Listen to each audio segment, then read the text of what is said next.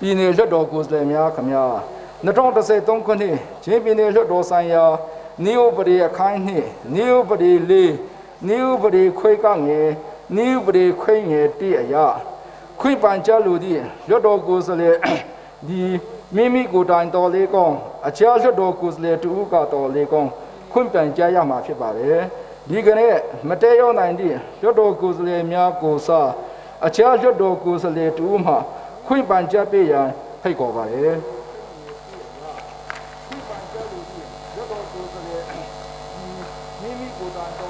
လေးစားပါတော့ချင်းမီနီလွတ်တော်ဥက္ကဋ္ဌကြီးခင်ဗျာကျွန်တော်ကတော့ပလောဝမျိုးနေမေဆန္ဒနေမှတ်နေပြည်နယ်လွတ်တော်ကိုယ်စားလှယ်များစစ်စီရေးကော်မတီဒူရင်မူဦးပြည်နေဖြစ်ပါတယ်ယနေ့ကျင်းပပြုလုပ်တဲ့ဒုတိယအကြိမ်ချင်းပြည်နယ်လွတ်တော်22ကြိမ်မြောက်ပုံမှာစီဝေးတော့မတက်ရောက်နိုင်သည့်ပြည်နယ်လွတ်တော်ကိုယ်စားလှယ်များကိုစားကျွန်တော်မှခွင့်ပန်ကြားရဖြစ်ပါတယ်ကမ္ဘလက်မျိုးနေမေဆန္ဒနေအမှတ်နှစ်ပြည်နယ်လွတ်တော်ကိုယ်စားလှယ်ဦးဖွေအားလူမျိုးရေးဝန်ကြီးကြီးကြပ်ရေးနဲ့လူဦးစွမ်းအားရင်းမြစ်ဝန်ကြီးဒီမိသားစုနိုင်ရေးကိစ္စဖြင့်မင်းတပ်မျိုးတို့ခရီးလွန်နေပါတဖြင့်၎င်းဗိုလ်ကြီးစိုးရအောင်ထေးတီပြောင်းရွှေ့သွားပါတဖြင့်၎င်းယနေ့ကျင်းပပြုလုပ်သည့်ဒုတိယအကြိမ်ချင်းပြည်နယ်လွတ်တော်22ကြိမ်ပုံမှာအစည်းအဝေးတို့တက်ရောက်နိုင်ခြင်းမရှိသည်ကိုခွင့်ပြုတတ်မှတ်ပေးနိုင်ပါရန်ရင်းတို့ကိုစားကျွန်ုပ်မှလေးစားစွာတင်ပြအပ်ပါတယ်အားလုံးကိုကျေးဇူးတင်ပါတယ်ပြည်နယ်လွှတ်တော်ကိုယ်စားလှယ်များခင်ဗျာပြည်နယ်လွှတ်တော်ကိုယ်စားလှယ်များစီစီရေးကော်မတီအတွင်းရေးမှူးပလဲဝမြို့နယ်မြေစန္ဒနယ်မှနှစ်ဦးပြည်မင်း၏ခွင့်ပန်ချက်များကိုခွင့်ပြုရန်သဘောတူပါလားခင်ဗျာအားလုံးသဘောတူပါလားခင်ဗျာအားလုံးသဘောတူပါလားခင်ဗျာပြည်နယ်လွှတ်တော်ကိုယ်စားလှယ်အားလုံးမှသဘောတူသည့်အတွက်ခွင့်ပန်ချက်ကိုပြည်နယ်လွှတ်တော်ကခွင့်ပြုကြောင်းကြေညာအပ်ပါတယ်ပြည်နယ်လွှတ်တော်ကိုပြည်နယ်လွှတ်တော်ကိုယ်စားလှယ်များခင်ဗျာ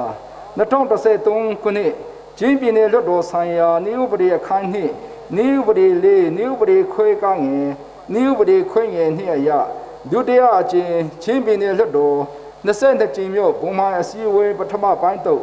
တေယုခွင့်စီသည့်လွှတ်တော်ကိုယ်စားလှယ်24ဦးအနက်ဇနက်ခွင့်ပန်ကြားတဲ့ဖြင့်လွှတ်တော်ကခွင့်ပြုသူ2ဦးစီကြောင်းနဲ့ခွင့်မြတ်ပြုတ်ကွယ်သူမရှိကြောင်းတင်ပြပါတယ်ပြည်နယ်လွှတ်တော်ကိုယ်စားလှယ်များခင်ဗျာဒီကနေ့ဒုတိယအကြိမ်ချင်းပြည်နယ်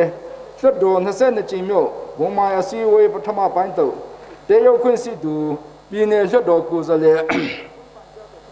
24ဦးအနက်22ဦးတေယုပြီးဇာခိုင်နှုန်းအဖြစ်91.6ခွင်တေယုပါတယ်2013ခုနှစ်ချင်းပြည်နယ်လွှတ်တော်ဆိုင်ရာနည်းဥပဒေအခန်းနှင့်နည်းဥပဒေ၄နည်းဥပဒေခွဲကငယ်နည်းဥပဒေခွဲငယ်နှင့်အရာပြည်နယ်လွှတ်တော်ကိုယ်စားလှယ်များအစည်းအဝေးတေယုမှုအခြေအနေတင်ပြချက်ကိုပြည်နယ်လွှတ်တော်၏အတည်ပြုချက်ရယူမှာဖြစ်ပါတယ်ပြည်နယ်လွှတ်တော်ကိုယ်စားလှယ်များခင်ဗျာဇနေ့အစည်းအဝေးတေယုမှုအခြေအနေတင်ပြချက်ကို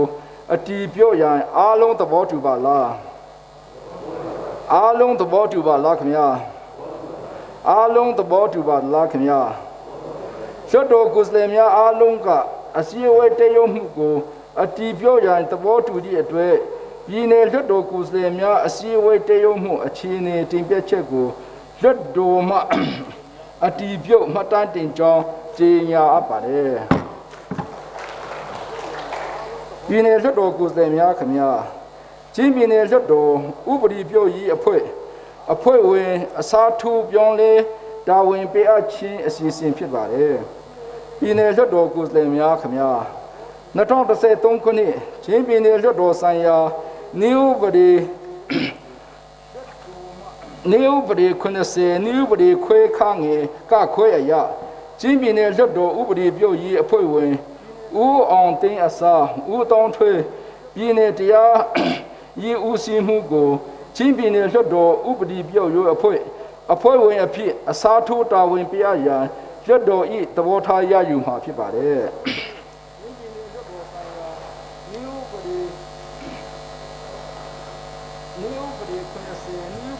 ပြည်နယ်လွှတ်တော်ကိုယ်စားလှယ်များခင်ဗျာ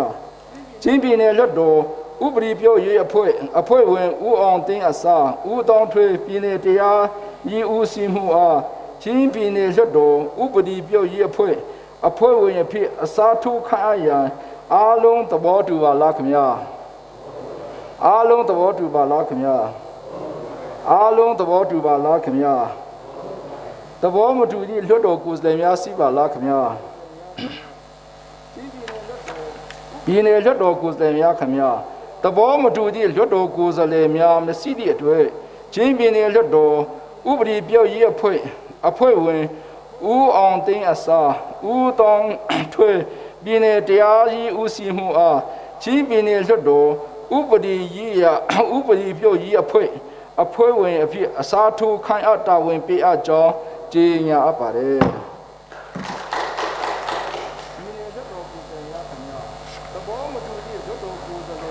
ပြည်နယ်လွှတ်တော်ကိုယ်စားလှယ်များခင်ဗျာ2013ခုနှစ်ချင်းပြည်နယ်လွှတ်တော်ဆိုင်ရာနေဥပဒေ90တွင်လွှတ်တော်ကိုယ်စားလှယ်တူဦးသည်လွှတ်တော်တွင်မေခွင့်မင်းများလိုလျင်လွှတ်တော်ရုံးဝင်ထိုင်းအကြီးအမှုထံလွှတ်တော်အစည်းအဝေးမစတင်မီအနည်းဆုံး10ရက်ကြိုတင်၍မေခွင့်များကိုလက်မှတ်ရေးထိုးပြီးမေခွင့်မင်းများလိုကြောင်းအကြောင်းကြားစာနှင့်အတူပေးပို့ရမည်တော့ရတွင်အရေးကြီးကိစ္စနှင့်သက်ဆိုင်သောမေခွင့်ကိုကန့်သတ်ထားသော10ရက်အတွင်းပြည်ဆိုရန်ပြည်ချမဲ့သက်ဆိုင်ရာပုဂ္ဂိုလ်ကသဘောတူကြောင်းပြန်ကြားလာလျှင်ပြည်ဆိုရန်တတ်မှတ်သောနေ့တွင်ဥက္ကဋ္ဌကအမြန်ခွင့်ပြုနိုင်သည့်အတွက်ပြဋ္ဌာန်းထားပြီးနည်းဥပဒေ105နည်းဥပဒေခွဲကငယ်တွင်ကျွတ်တော်ကိုယ်စားလှယ်များသည်မေခွင့်စရင်တွင်မိအမည်နှင့်စင်တွေ့၍ပြဋ္ဌာန်းသောအမှတ်စဉ်ကိုပြောကြားခြင်းဖြင့်ကျေပွင့်ပြဋ္ဌာန်းသောမေခွင့်ကိုမင်းမြန်ရမယ်ဟုပြဋ္ဌာန်းထားပါသည်ဒါကြောင့်ပြည်နယ်လွှတ်တော်ကိုယ်စားလှယ်များမှမေခွင့်များမင်းမြန်ခြင်းနှင့်သက်ဆိုင်ရာပြည်နယ်အဆင့်အဖွဲ့အစည်းဝင်များကဖြေကြားရန်ဖြစ်ပါတယ်ပြည်နယ်လွှတ်တော်ကိုယ်စားလှယ်များခင်ဗျာချင်းပြည်နယ်လွှတ်တော်ဆိုင်ရာနည်းဥပဒေအခန်း7နည်းဥပဒေ90နဲ့အညီတမထသောကာလအတွင်းပြည်နယ်လွှတ်တော်ကိုယ်စားလှယ်3ဦးမှမေခွင့်14ခုမင်းမြန်ခွင့်ပေးထားပါတယ်။ဇနဲ့ကျင်းပပြောလို့တဲ့ပထမပိုင်းတွင်နည်းဥပဒေ105နည်းဥပဒေခွဲကငယ်နဲ့အညီအခမ်းအနားအစီအစဉ်တွင်မိအနေနဲ့စင်တွေ့၍ပြဋ္ဌာန်းသောအမှတ်စဉ်အတိုင်းမေခွင့်များမြင်မြန်ရန်ဖြစ်ပါတယ်။ကကြီးပထမဦးစွာချင်းပြည်နယ်ဝေးလိုင်ခေါင်တီသောကြီးရွာများတွင်တာဝန်ထမ်းဆောင်နေကြသောပညာရေးဝန်ထမ်းများတနေရာမှတနေရာသို့ပြောင်းရွှေ့ကြရန်ပညာရေးဌာနတွင်ကန့်သတ်ထားသောမူပေါ်ရှိမရှိတည်ရှိလိုသောမေခွင့်အားမေးမြန်းရန်တွင်းရမြို့နယ်မေဆန်တန်းနယ်အမှတ်1ပြည်နယ်လွှတ်တော်ကိုယ်စားလှယ်ဦးထုံးခမအားဖိတ်ခေါ်ပါတယ်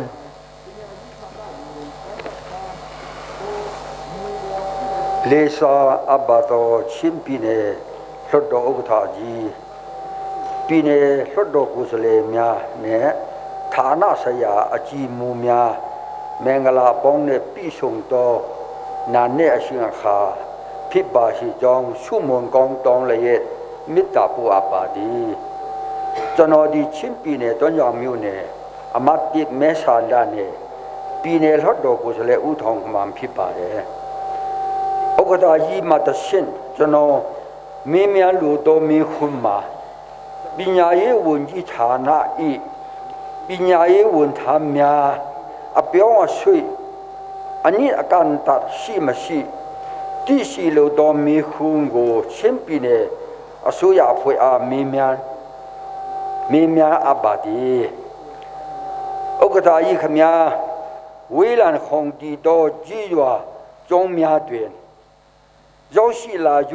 တာဝန်ထမ်းဆောင်နေကြသောပညာရေးဝန်ထမ်းများသည်တာဝန်ကြရာကြီးရွာကျုံးများတွင်တနည်းနှစ်တာနေထိုင်ကြပြီးအဆင့်တို့ယာရုတို့ဟု၍အစာကြီးရွာကျုံးများတို့ပြောင်းရွှေ့သွားကြပါသည်အဆင့်တို့ယာရုတို့သောပညာရေးဌာနဝန်ထမ်းများသည်လက်ရှိတာဝန်ရှိရာ จงมีด้วยมูลาดัมเปียอเลดัมเปียอเทดัมเปียเนียสิบาลีเนอาซาโดจงดูเปียงสุยจาบาดีอาโซโดปิญญายิฐานะวุนธรรมยาดีตาวุนจ่ายาจงเดือนเป็นสินญาดีชีตาวุนทันส่งเลยสิจาดีกูจาดียาบาดีในงานโดยใจเป็นคำพูดกูดองซานสุจีดีดองซานสุจีมีจาดีมาในงานตะการเนี่ยเยี่ยมบงตันในตัวปิญญาเยดีวิลันของดีโตอาเทตันจงมีด้วยแต่ก็ดูวันนั้นสามีป่วยองค์เสียนดีอันนี้จะส่งอาเซียนดู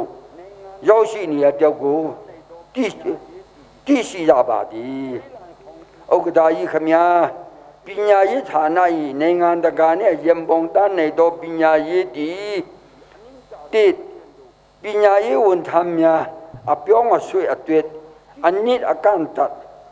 อันนี้อาการตัดอติยจ้ามาสีเดบุลานั่นเป็นเนี่ยอาเยเซนสีปิญญาเยวันทำเนี่ยจงได้มาเมียตาคุยไว้ยังมัวระมาสีบุลาตรงอาโซโดจงเมียด้วยวิจาด้วยมีจาเสียมาเมียสุปุ่งจับีที่บ้านมียด้วยเสียสามาเมียมาสีจาดีก็เลยด้วยมียาบาดีโอกาสขมีอาเยเซนเนปีมีโตปิญญาเยวันทำเมียดีมิวปนเนี่ยลำพันเสด้วยยี่ก็เลยกูโตจงเมียด้วยยองสีจาบีเวลาของดีโตจงมีด้วยวิจาด้วยมีจาดีดาคำปิญญาเยวันทำเมียยองสีสุปุ่งนิจาดีก็เลยด้วยมียาบาดีปิญญาเยวันจิฐานะส่งปุ๊บมาปิญญาเมียมาลูมิวเต็นดีหูช่วยปาสิบาดีมิวสิติดเย็นด้วยลุงเมียปิญญาเมียจัง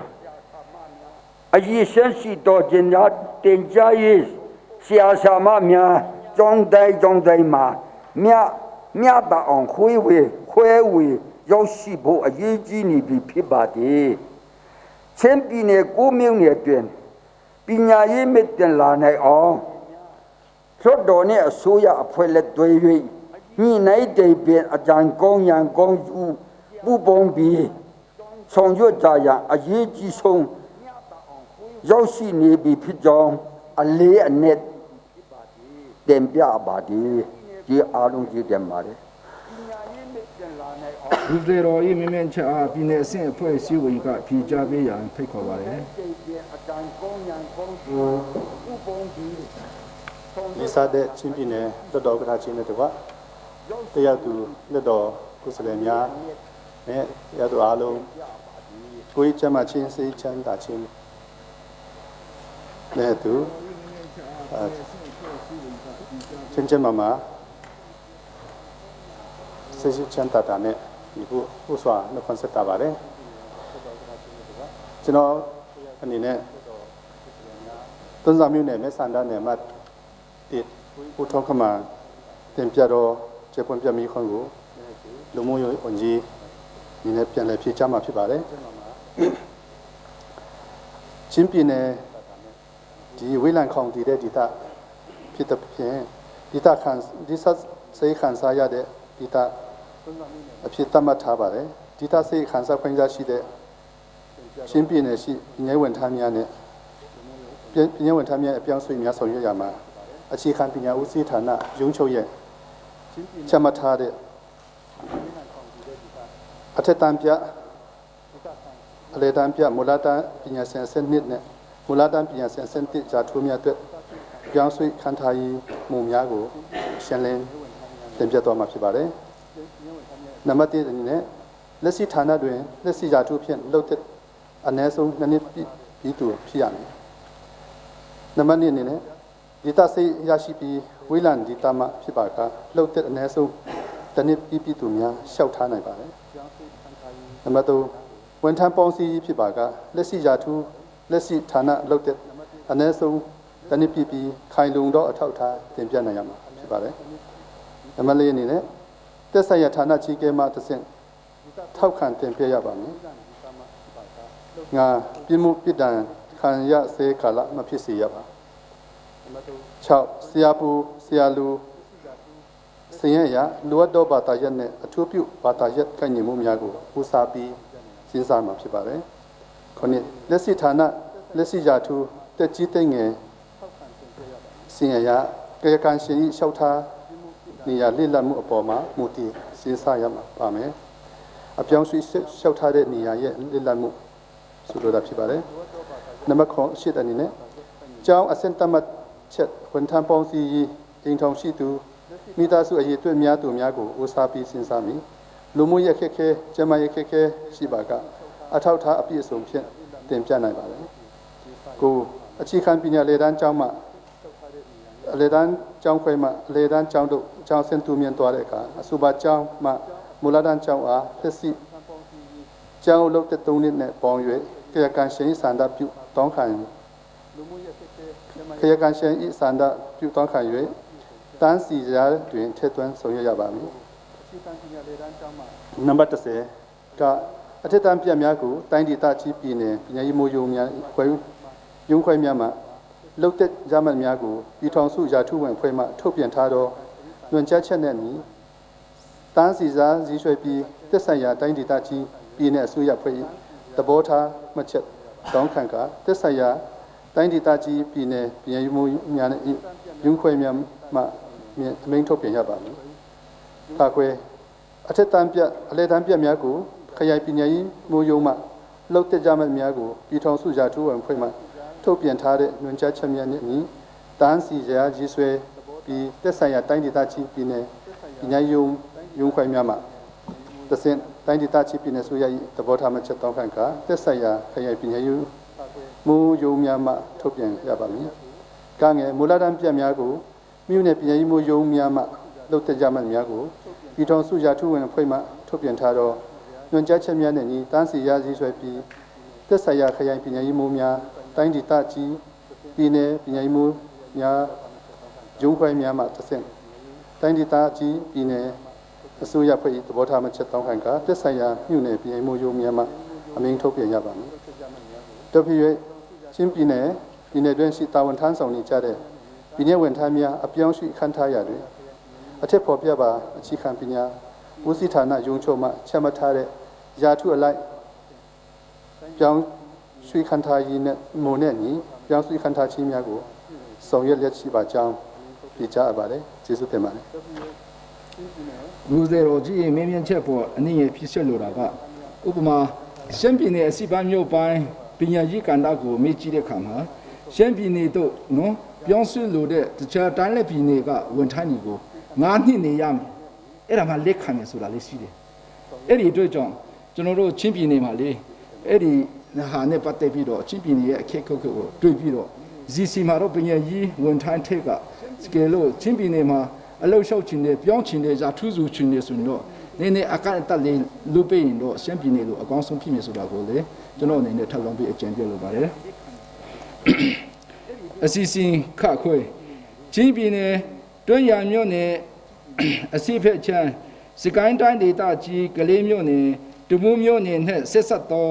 လေးမင်းများဥယျာဉ်ချမ်းမြေများကုန်းမင်းလေယာများကိုမေကရိုင်ခွန်ဟိထုတ်ပေးရန်ချင်းပြည်နယ်အစိုးရအဖွဲ့မှအစီအစဉ်ရှိမရှိ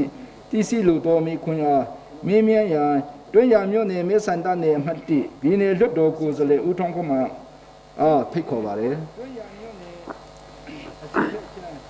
လေးစားအဘတော်ချင်းပြည်နယ်လွှတ်တော်ဥက္ကဋ္ဌကြီးပြည်နယ်လွှတ်တော်ကိုယ်စားလှယ်များဌာနဆိုင်ရာအကြီးမှုများမင်္ဂလာအပေါင်းနဲ့ပြည့်စုံသောနာနဲ့အရှင်ခါဖြစ်ပါစေလို့ဆုတောင်းမေတ္တာပို့အပ်ပါသည်ကျွန်တော်ဒီချင်းပြည်နယ်တွန်းကြောင်မြို့နယ်အမတ်တိမဲဆန္ဒနယ်ပြည်နယ်လွှတ်တော်ကိုယ်စားလှယ်ဦးထောင်ကမှဖြစ်ပါတယ်ဥက္ကဋ္ဌကြီးမှတော့ရှင်ကျွန်တော်မိများလို့တော်မိခွန်မှာချင်းပြည်နယ်တွန်းကြောင်မြို့နယ်အရှိဘေဆန်းနဲ့စကိုင်းတိုင်းဒေသကြီးကလေးမြို့နယ်တမူးမြို့နယ်နဲ့ဆက်ဆက်နေသောနေရာများရှိတည် เลยามีเมียนี่อุเยนสามีเมียตรงกงมิเลยามีกงมิเลยามีเมียกูปงสารคนนี้มีกรามเมียทุกเปียนชิมปีเนี่ยสุยาเพื่อมาอาศัยเส้นสีมาสีที่สีโลโตมีคนกูมีเมียอันบาดีโอกาสจีขมีย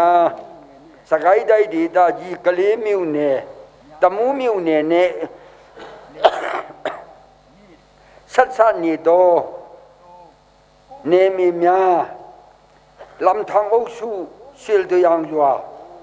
เสบอุสุตุยขิงยังจัวเสียงตุ่มจัวฮาคาลีจัวทรงเปอุสุโยเลนจัวลิขันจัวเต็นนุ่มยังจัวหุมนุยจัวตุยลำจัวบาลบิลอุสุบาลบิลจัวเสียงเปียลอุสุเสียงเปียลจัวฮอลกุมจัวนี่มีบาปีดูมีอารุดีปงสารคนนี้มีกรามมาสีดีโตเลยามีมีอาสวะสีบาดีแล้วก็เลยามีมีอาดีสกายได้ดีตาจีกะเลมิวเนี่ยยาจิจูจัวโซบวยเสียนจัวพยายิเสียนจัวตะมูมีครับตะมูมิวเนี่ยจนโดยเสียนจัวนางเข้าจัวนางกะติจัวคำปะมิวกันนานจัวกามาจีจัวนี่มีบาปีตุเมียเนี่ยโซโนสัสสัลูกไก่นี่จ้าโตเลยามีเมียพิบาดีเอากระดาษขมียโทเลยามีเมียกูปงสานคนนี้มีกรามมาสิเลเยนน้องตัวเองเลยามีกิสาอโศกเซมเปดนามียพิบลามีพิบาดีจันนี้สิ่งมาสกายได้ดีตาจีจีวามียนี่มีบาปิดูมียดูดีเช่นปีเนี่ยเนมีมียดูตู้เสลูกไก่นี่จะดีกูนี่จะดีอเป็นเด็กว่ามียกูเลยเดียามเวนชีเมกามเมเข้าอยู่นี่จะดีกูเลยที่สิยาบาดีโอกาสอีขมียเช่นปีเนี่ยสกายได้ดีตาจีสัตสันนี่โตเนมีตะเศร้าจีวามียนี่มีบาปิดูมียน้องตัวน้องมาเลยามีกิสาอโศกเซนเปียดนามาสิสียานปงสารคนนี้มีกระดามมียลูอานีบีพิบาดีทั่วปีเย็นดีตาตะเศร้าตัวตบาวาเสียงลาสูปีเยเนี่ยยาดีอุตุมาเปียงเลยจีกากอยสมโซในยานชีเมกาเมติดว่ามีเข้าอยู่ในเส้นกูกากอยถึงโซในยานชิมปีเนี่ยสู้ยาเพื่อมาอันนี้เนี่ยทาบีส่งยศเต็มบีพิจองลีเนี่ยเต็มเปียอาบาดีอาลุงจิวเดมมาเดဦးဇေရောကြီးမင်းမင်းချာပြည်နယ်စစ်အဖွဲ့စည်းဝင်ကဖြေကြားပေးရန်ဖိတ်ခေါ်ပါတယ်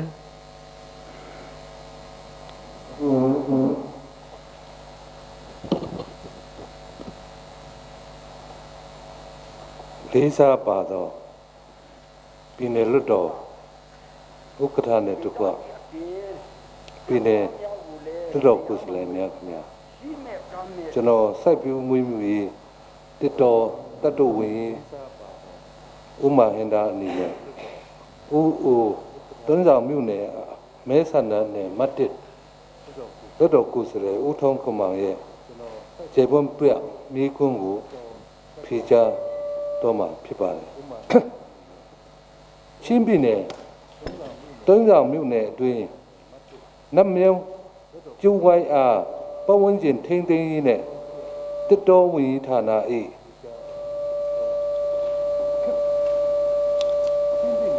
20ရက်9လ1908ရဲဆွဲပါအမိန့်ကြော်ညာစာအမှတ်106မြင်းဆောင်1908အရဧက93346ဧကကို၎င်းနေရှင်စရာကျုပ်ပင်ကာကွယ်တော်အားပတ်ဝန်းကျင်ထိန်းသိမ်းတဲ့တစ်တော်ဝင်ဌာန၏ 6ရက်9လ2001ရက်စွဲပါအမိန့်ကြော်ညာစာအမှတ်44မြင်းဆောင်2001အရဤကပုံ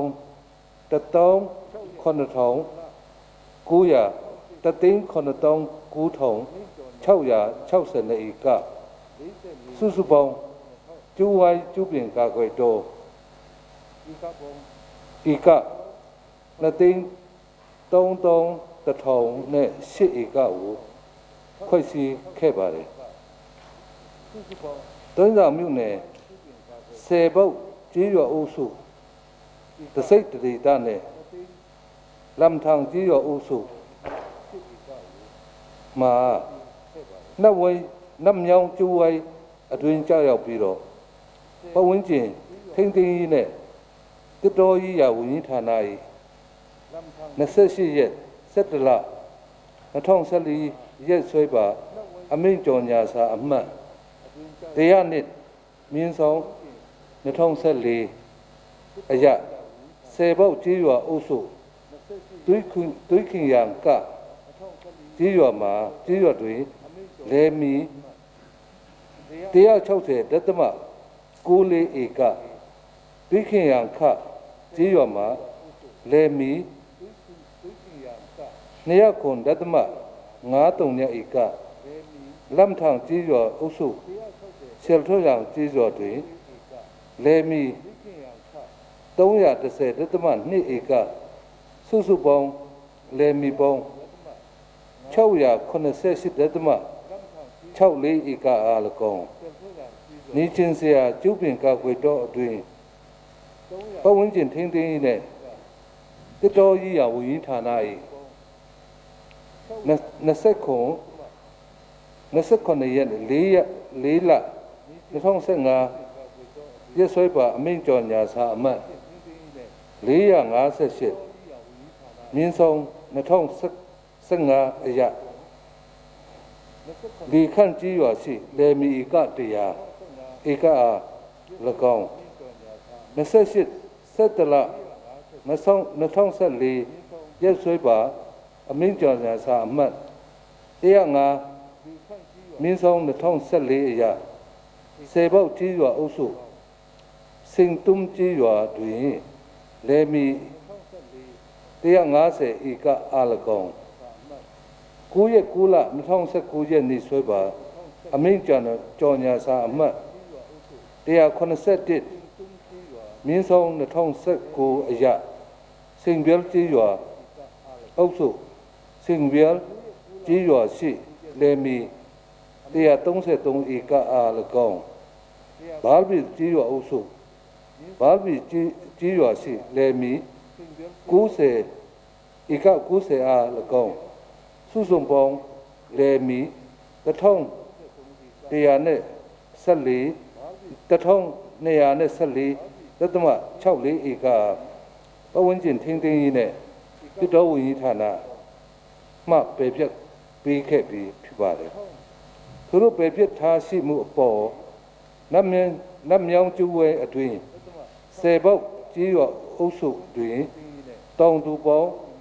26ဦးဥပိုင်26ခုလေဧရိယာ169.94 ဧကနဲ့လမ်ထောင်ကြီးရွာအုပ်စုတွင်တောင်သူပေါင်း32ဦးဥပိုင်ပေါင်း32ဦးဧရိယာ310.2 ဧကအား15ရက်2လ2016ရက်နေ့စွဲဖြင့်၎င်းဤချင်းစရာကာကွယ်တော်အတွင်ဆောင်းပက်ကြီးရွာအုပ်စုခုပ်နွေးကြီးရွာတွင်တောင်သူပေါင်း19ဦးဥပိုင်19ဦးဧရိယာ63 ဧက18ရက်နေ့2လ2015ရက်စွဲဖြင့်၎င်းလေခန့်ကြီးရွာတွင်တောင်သူပေါင်း19ဦးဥပိုင်ပေါင်း19ခုဧရိယာဧက100ကို29ရက်6လ2015ရက်စွဲဖြင့်၎င်း10ပေါက်ကြီးရွာအုပ်စုစိမ့်တုံကြီးရွာတွင်တောင်သူပေါင်း22ဦးဥပိုင် ခုဧရိယာ150ဧက15ရက်2လ2016ရက်စွဲဖြင့်၎င်းတောင်တူပေါင်းစုစုပေါင်းတောင်တူ119ဦးဥပိုင်119ခုဧရိယာဧက990တေကဒသမ1.4ဧကခရိုင်လေယာမီစီမံခန့်ခွဲမှုအဖွဲ့ကနေပြီးတော့ခွင့်ပြုချက်ဖြင့်မြို့နယ်လေယာမီစီမံခန့်ခွဲမှုအဖွဲ့မှလေယာမီလုပ်ပိုင်ခွင့်ပုံစံခုနှစ်လက်မှတ်ထုတ်ပြီးထားရှိပြီးဖြစ်ပါတယ်။သုံးရမြို့နယ်တွင်ပုံစံခုနှစ်ထုတ်ပေးရန်ကြံတဲ့ဧက423.50ဧကထဲမှ200.5ဧကမှာ3ရက်9လ2019ခုနှစ်တွင်စေဘုတ်ကြီးရွာအုပ်စုသွေးခွန်ရံခကြီးရွာဟာခါလေးတွင်တဘာဝဘေးကြောင့်ရေချင်းနစ်မြို့လယ်မီအတွင်းရွှွနွန်ကြောက်ခဲများဖုံးလွှမ်းပျက်စီး၍တောင်သူများမှလာရောက်လျှောက်ထားမှုမရှိသဖြင့်လေယာမီလုတ်ပိုင်ခွင့်ပြုလက်မှပုံစံခုနှစ်ထုတ်ပေးခြင်းမရှိကြောင်းနှင့်ပတ်ဝန်းကျင်ထိန်းသိမ်းရေးနဲ့တစ်တော်ဝင်ဌာန၏9ရက်9လ2019ရက်စွဲပါအမင်းကြောင်ညာစာအမှတ်181မြင်းဆောင်2019အရပယ်ဖြစ်ခဲ့သောစိမ့်ပြတ်ကြီးရွာရှိကြီးရွာသူပေါင်း32ဥပိုက်ပေါင်း34ဧရိယာ133ဧကနဲ့ဘာဘီကြီးရွာရှိတောင်သူပေါင်း15ဥပိုက်16ခုဧရိယာ90ဧကလေယာမီလုတ်ပွင့်ခွင့်လက်မှတ်ပုံစံခုနှစ်ရရှိလျှောက်ထားလာမှုပေါ်မှာ2012ခုနှစ်လေယာမီဥပဒေနည်းဥပဒေများနဲ့အနီဆောင်ရွက်လက်ရှိပါကြောင်းတင်ပြပါတယ်။သုံးရမြို့နယ်အတွင်း2013ခုနှစ်မတိုင်မီတစ်တော်ကျူဝိုင်းကျူပင်ကာဝေးတော့အတွင်းကျူးလွန်စိုက်ပျိုးမှုကွင်းစင်ကောက်ယူရေးအဖွဲ့ဖြင့်စရင်ကောက်ယူမှုအရာဧကလေဧက1850ခွန်ဧကယာဧက193ဧကဥယျင်444ဧကတောင်ယာ1800ခဏဧကစုစုပေါင်း8000နဲ့200နဲ့တဧကကိုဒီမြို့နယ်တွေလဲမီ2388ဧကဥယျင်648ဧက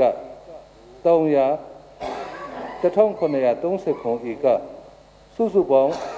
4963ဧကနဲ့ဖလားမြို့နယ်တွင်လဲ920ဧက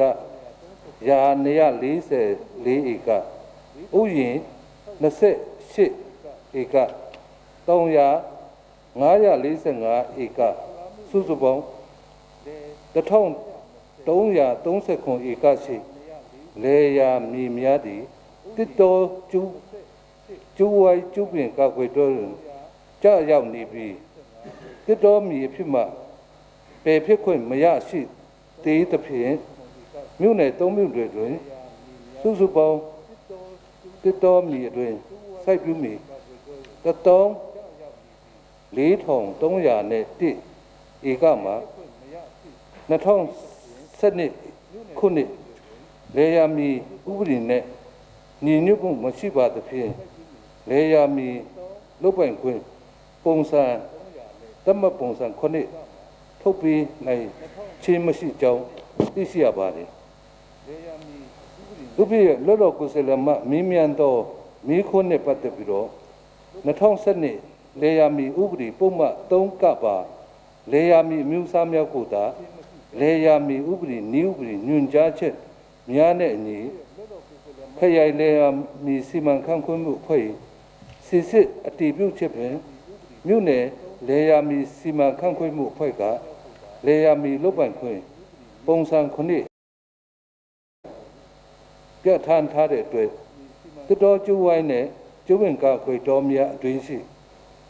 ကျူးကျော်စိုက်ပျိုးမှုများဒီလေယာမီဟူသောစကရက်တွင်အကျုံးဝင်ချင်းမရှိသဖြင့်လေယာမီလုပ်ပိုင်ခွင့်လက်မှတ်9ပုံစံ9ထုတ်ပေးနိုင်ခြင်းမရှိပါကြောင်းဥက္ကရာကြီးမှတစင်ဖြေကြပါရခင်ဗျာကျေးဇူးတင်ပါတယ်ခင်ဗျာ ဘူးစေတော်ကြီးမြင်းမြန်းချက်ပေါ်အနည်းငယ်ဖြစ်ဆက်လိုတာကတော့ကျွန်တော်တို့ချင်းပြည်နယ်ဟာစစ်ပြောင်းတောင်ဟာစနစ်ကနေဥယျာဉ်ချမ်းမြေစနစ်တို့ပြောင်းဆွရအစိုးရပြည်နယ်အစိုးရရဲ့နိုင်ဝင်ချက်တိုင်းကျွန်တော်တို့ချင်းပြည်နယ်မှာအဓိကဥယျာဉ်ချမ်းမြေကိုဥစားပေးပြီးစိုက်ပျိုးရတဲ့အဓိကပြည်နယ်လွှတ်တော်စစ်ကူကျင်းမြို့မှာဝအုစိုက်ပျိုးရတဲ့အတွက် 1.6 billion SME မှာချိပေးရအတည်ပြုထားပါတယ်တောက်တုံညာလေးပုံစံခွနည်း SME ရဲ့မူ policy အတိုင်းပုံစံခွနည်းစိမှတ်တာအဲ့ဒီချင်းဝီကိုထုတ်ချိနိုင်ပြီဆိုတော့ချင်းပြည်နယ်မှာပုံစံခွနည်းစီရလူဥယျာဉ်ချမ်းမြေစီရလူလွင်စုံကနေပါပါတယ်အဲ့ဒီအတွက်ကြောင့်ကျွန်တော်တို့ချင်းပြည်နယ်တော့ရွာနေလူထုဟာ in license မီ license ဆိုတာဟာနေပါလှပါတယ်အဲ့ဒီအတွက်ကြောင့်တောင်သူလေးတမမြကြီးဥယျာဉ်ချမ်းမြေချင်းဝင်ရရှိနိုင်ရဲ့အတွက်ပုံစံခုနှစ်ကိုနော်တက်ဆိုင်ရာဝန်ကြီးဌာနကနေပြည်နယ်မြို့နယ်ကိုအားဆိုင်ပြီးတော့နော်မကျေတော့ကာလမှာပုံစံခုနှစ်ကိုအမြန်ဆုံးထုတ်ပေးနိုင်ပါရဒီကနေကျွန်တော်အနေနဲ့တိုက်တွန်းလိုပါတယ်အားလုံးပေါ်ကျူးတင်ပါတယ်အစီအစဉ်တော်တော်စိုက်ပျိုးရေးနဲ့မွေးရေဝန်ကြီးကနေပြတော့ဖြေကြတဲ့နေရာမှာဒါတစ်တော်နေမြေလို့သူတို့ကနေပြတော့ပါထားပါတယ်အဲ့ဒီနေရာဟာကျွန်တော်တို့စကိုင်းတိုင်းဒေသကြီးကလေးမျိုးနဲ့ရာဇယူနဲ့တွေးခင်ရန်ဟာခါလေးချင်းတုံတို့ရောနောပြီးတော့လုတ်ကြိုက်နေတဲ့နေရာဟာသူတို့ကြတော့မိဂရန်တွေအလုံးထိုးပြီးကုန်ပြီကျွန်တော်တို့ကြတော့ဒီလုံခဲ့တဲ့၄နှစ်လောက်ကနေပြီးတော့ထိုးပေးတဲ့မိဂရန်လောက်တာရရှိပြီးတော့ဒီနေ့မိဂရန်မရတဲ့လူတွေအများကြီးရှိတယ်ဒါကြောင့်မို့ကျွန်တော်တို့ဟာဒီမိဂရန်ထိုးပေးတဲ့နေရာမှာဘယ်နေရာပဲဖြစ်ဖြစ်စကိုင်းတိုင်းဒေသကြီးကထိုးပေးနိုင်ရုပ်ရွှဲဘာဖြစ်လို့ရှင်းပြည်နယ်ကနေပြီးတော့ဒါမထိုးပေးနိုင်တယ်လေအဲ့ဒါဟာဒီဥပမာเป็นဒီတန်းတူကြီးတူကိုလုတ်ပေးဖို့အရှင်တန်တဲ့အတူကြောင့်ဒီမိဂရန်ဟာမထုတ်ပေးနိုင်ဘူးအရှင်မီမထုတ်ပေးနိုင်ဘူးဆိုလို့ရှိရင်နောက်နောက်မှာပြဿနာတွေအများကြီးကြုံနေတယ်အခုတော့ကျွန်တော်ကြုံတွေ့လာခဲ့တာဟာအဲ့ဒီတွေးရှင်ရံရွာကနေပြီးတော့သူ့လေမှာသူ့လေဟာရောနောနေတဲ့လေအပနာရှိတယ်သူကတော့မိဂရန်မရပြီဘူးဟိုလူကမိဂရန်ရပြီသားရပြီသားလူကနေပြီးတော့သူမိဂရန်မရတဲ့လူတွေကိုအပနာကိုတကွက်စာနကွက်စာဆဲနေတဲ့ညမှာပြဿနာတွေဖြစ်နေတယ်အဲ့ဒါကိုကျွန်တော်တို့ဖြည့်ရှင်းတဲ့နေရာမှာအတိတ်တက်ခေါ်ပြီးတော့အဲ့ဒါလို့ဒီကိုဖြည့်ရှင်းနေတဲ့အရှင်ခါပြီးဖြစ်နေတဲ့အတွက်ကြောင့်ဒီပုံစံကိုမိဂရန်ကိုရှင်းပြနေအတွင်းမှာလုတ်ကင်နေကြတဲ့မိဘပြည်သူများအားလုံးလေမေပါဖြစ်စေဥယျာဉ်ဆာမေပါဖြစ်စေကုန်းမြလေယာပေမှာထုတ်ပေးတဲ့နေရာတိုင်းမှာမိဂရန်ထုတ်ပေးဖို့ထပ်လုံးပြီးတော့ကျွန်တော်အလေးနဲ့တင်ပြဆင်းဖြစ်ပါတယ်ကြည့်တမ်းပါတယ်ဟုတ်ပါတယ်အစီအစဉ်ကငယ်ပလေဝမြို့နယ်စီဘေးဆောင်ပြည်သူများဤစာဝတ်နေရေးပညာရေးကျမ်းမာရေးအတွက်အစိုးရအဖွဲ့မှမေတုတ်ဆောင်ရွက်နေကြောင်းသိရှိလိုတော်မေခွင့်အားမင်းမြရန်ကံပလက်မြို့နယ်မြေစံတနယ်မှတ်1ပြည်နယ်လွှတ်တော်ကိုယ်စားလှယ်ဥက္ကွေထံအားမင်းမြရန်ဖိတ်ခေါ်ပါတယ်စာဝတ်နေရေးပညာရေးကျမ်းမာရေးအတွက်အစိုးရအဖွဲ့မှမေတုတ်ဆောင်ရွက်နေကြောင်းသိရှိလိုလေးစားပါတော့ထွတ်တော်ကထာကြီးဝန်ကြီးချုပ်နဲ့ထွတ်တော်ကိုယ်စားလှယ်များဝန်ကြီးများအစိုးရဖွဲ့ဝင်အားလုံးကိုယ်စိတ်နှလုံးသုံးပါးကျမ်းမာချမ်းသာပါစေကြောင်းမေတ္တာပို့တာဖြင့်မင်္ဂလာပါလို့နှုတ်ခွန်းဆက်တာပါလေ ကျွန်တော်ကတော့ကံပလမျိုးနဲ့မဲဆန္ဒနဲ့မှတ်တင်မှပြည်နယ်ထွက်တော်ကိုယ်စားလှယ်ဦးကွေးထောင်ဖြစ်ပါတယ်ဥက္ခရာကြီးခမယနေ့ကျင်းပပြုလုပ်တဲ့32ကြိမ်မြောက်ချင်းပြည်နယ်ထွက်တော်ပုံမှန်အစည်းအဝေးတွင်မင်းများလို့ဒီမှာချင်းပြည်နယ်တောင်ပိုင်းပလဲဝမြို့နယ်တွင်ဖြစ်ပေါ်နေသောစေရေးပရိပက္ခကြောင့်နေရဆွင်းခွာသောစစ်ပေးဆောင်ပြည်သူများအတွက်ချင်းပြည်နယ်အစိုးရအဖွဲ့မှမိကေရိုစီမံဆောင်ရွက်ထားရှိမှုထားစီကြောင်းကိုချင်းလူထုကိုစားတည်ရှိလိုတော့မိခွင့်ဖြစ်ပါတယ်ခင်ဗျာလွတ်တော်ဥပဒေကြီးနဲ့တကွဝင်ကြီးချုပ်နဲ့ဝင်ကြီးများလွတ်တော်ကိုယ်စားလှယ်များခင်ဗျာကျွန်တော်တို့အားလုံးဟာနိုင်ငံရေးလောကထဲဝင်လာပြီးလွတ်တော်ကိုယ်စားလှယ်များအဖြစ်ချင်းပြည်နယ်လွတ်တော်မှာပါဝင်လာခြင်းဟာပြည်နယ်နဲ့ပြည်နယ်သားများ၏အကျိုးကိုတည်ပိုးလိုချင်းကြောင့်ဖြစ်ကြောင်းထို့ကြောင့်ချင်းပြည်နယ်မိတိနေရာမှာစီတီဖြစ်စီ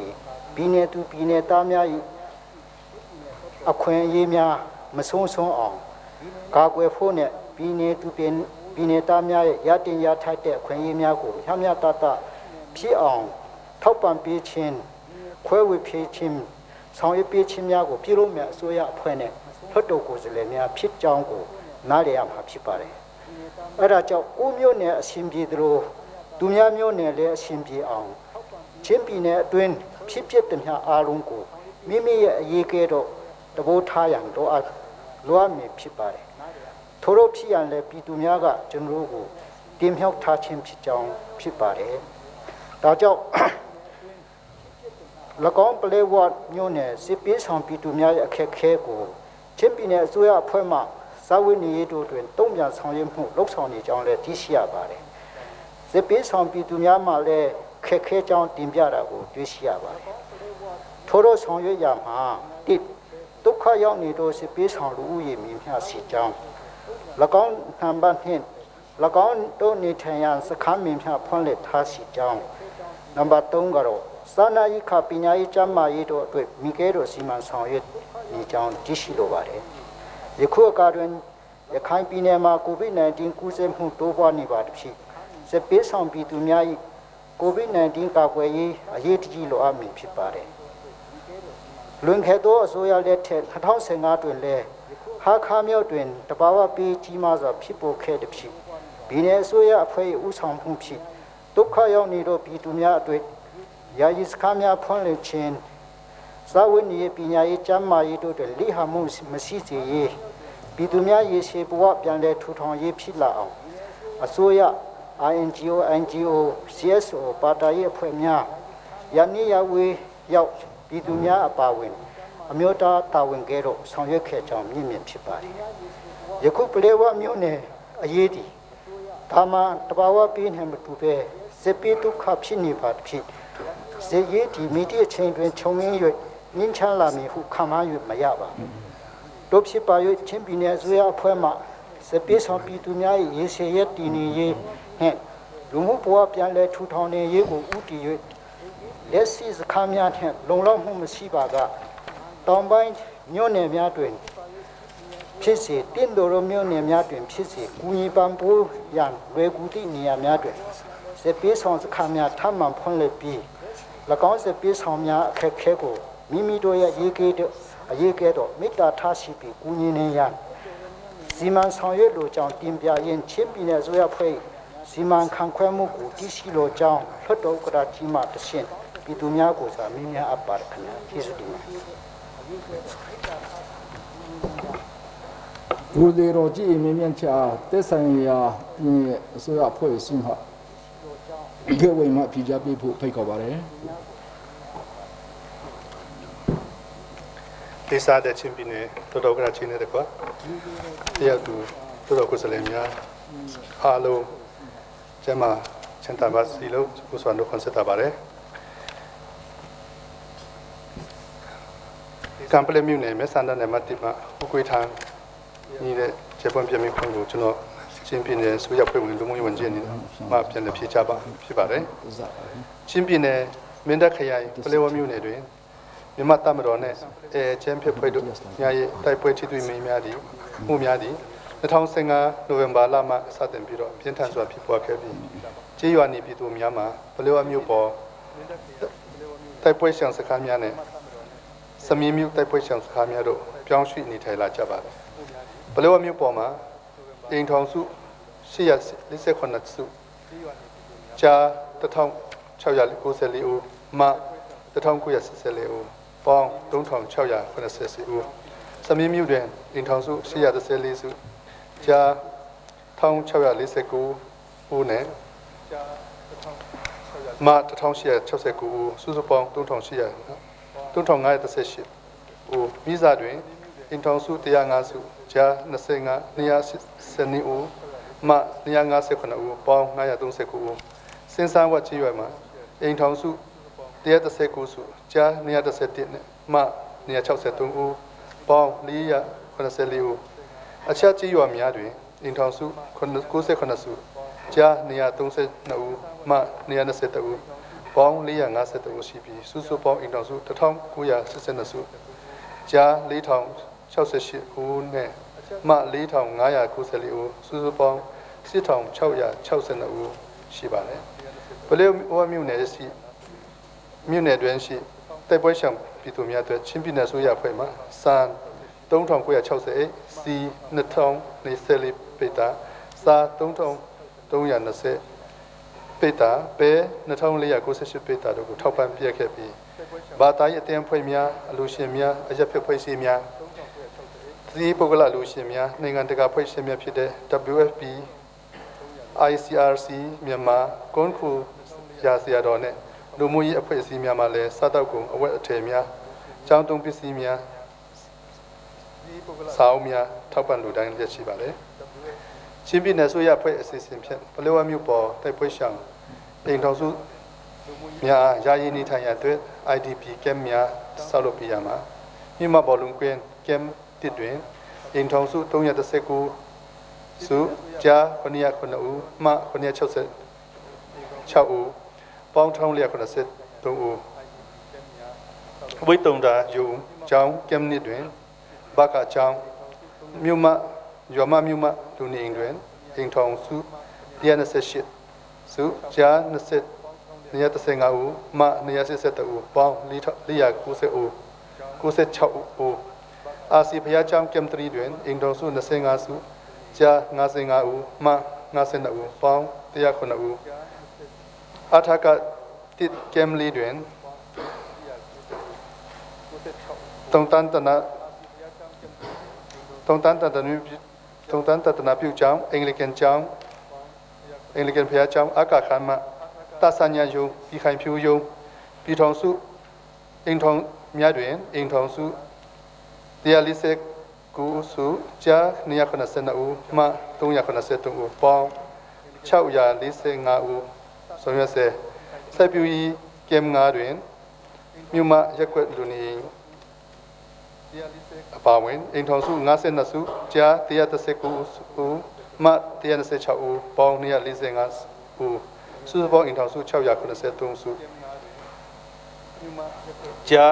1368မှ1598စုစုပေါင်း2986ဦးတို့အတွက်ဆောက်လုပ်ပြီးလက်ရှိပါတယ်။စမီမြို့ပေါ်ရှိတိုက်ပွဲရှောင်အိမ်ထောင်စု802ဦး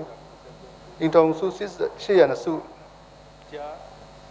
လိုရီ3490ဦးရှိရာအိမ်ထောင်စု614စုလိုရီ2624ဦးIDP ကမ်များတွင်နေရာချထားပြီးကျန်းအိမ်ထောင်စု188စုလိုရီ462ဦးတဝါနိဆက်ရဆွေမျိုးများနေအိမ်တွင်နေထိုင်နေရာချထားပြီးဖြစ်ပါတယ်ချင်းပြည်နယ်ပလောမြို့နယ်စမီမြို့နယ်တို့တွင်နေရာဆုတ်ခွာရှိပြောင်းပြည်သူများအတွက်အမျိုးသားတဘာဝ VNR ဆရာစီမံခန့်ခွဲမှုကော်မတီကြံပုံဝင်ဖြင့်12ပြည်10ပြည်10ပြည်လုံးချင်းအိမ်600လုံးကိုပြည်내ဆိုရရဲ့ကြီးကြပ်မှုပြန်တည်ဆောက်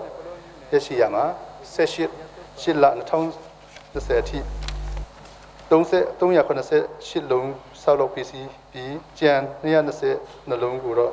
ဆက်လက်တည်ဆောက်ရရှိပါတယ်တိုက်ပွဲရှောင်ပြည်သူများအတွက်စမီမြို့တွင်ယာယီတဲ8လုံးလုံးချင်းတဲအလုံး40နှခမ်းတွဲအိမ်သားအလုံး100ယာယီရီကန်1လုံးမိစားတွင်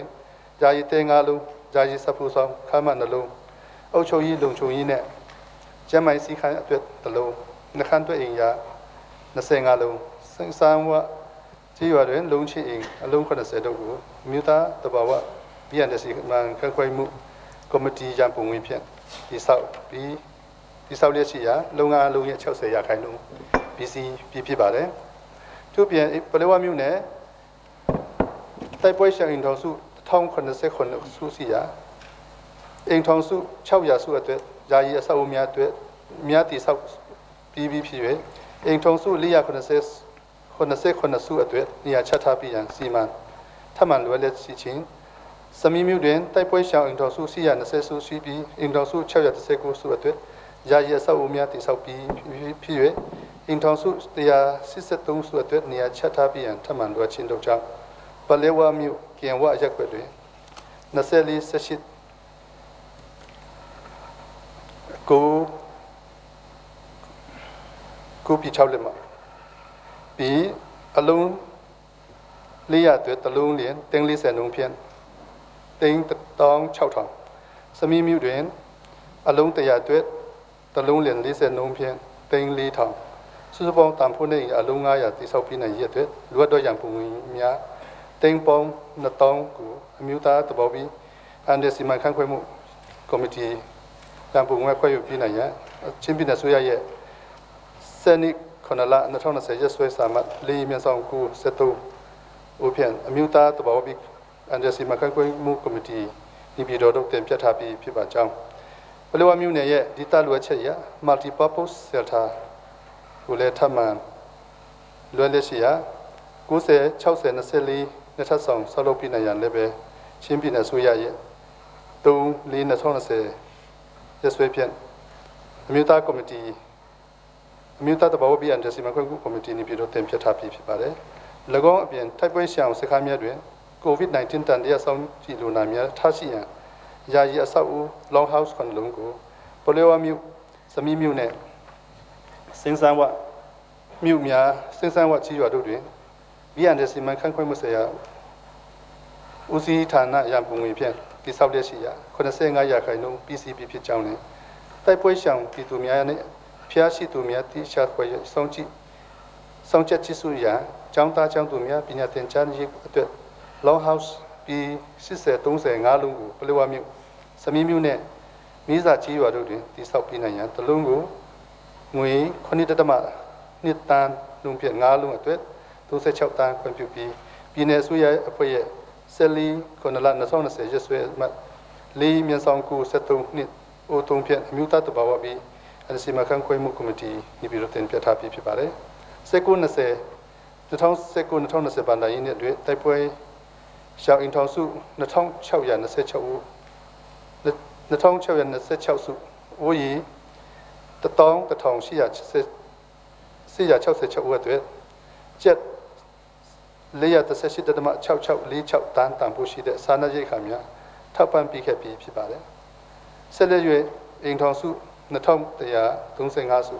ลุยกูทองตรงยาตรงเสคนละอุดเอาตัวตรงยาลีเสลีตะมาติดงาตรงติดงาติดตรงตามผู้ชีตามผู้ชีสานาเยขาตรงละสาทับปันยาซีเซนส่งเยเลียชีบาร์เลยโควิด-19 ယောဂါတာကာကွယ်တားဆီးထိန်းချုပ်ခြင်းနဲ့ဆက်လျက်ဖြစ်တော့တိုက်ပွဲရှောင်စခန်းများကို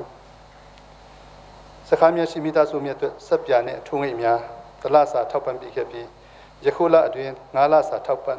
ထပ်မံပြီးတော့ထောက်ပံ့သွားမှာဖြစ်ပါတယ်၎င်းပြင်မတ်များတာမူမီတာများလက်စီပင်စင်တွေ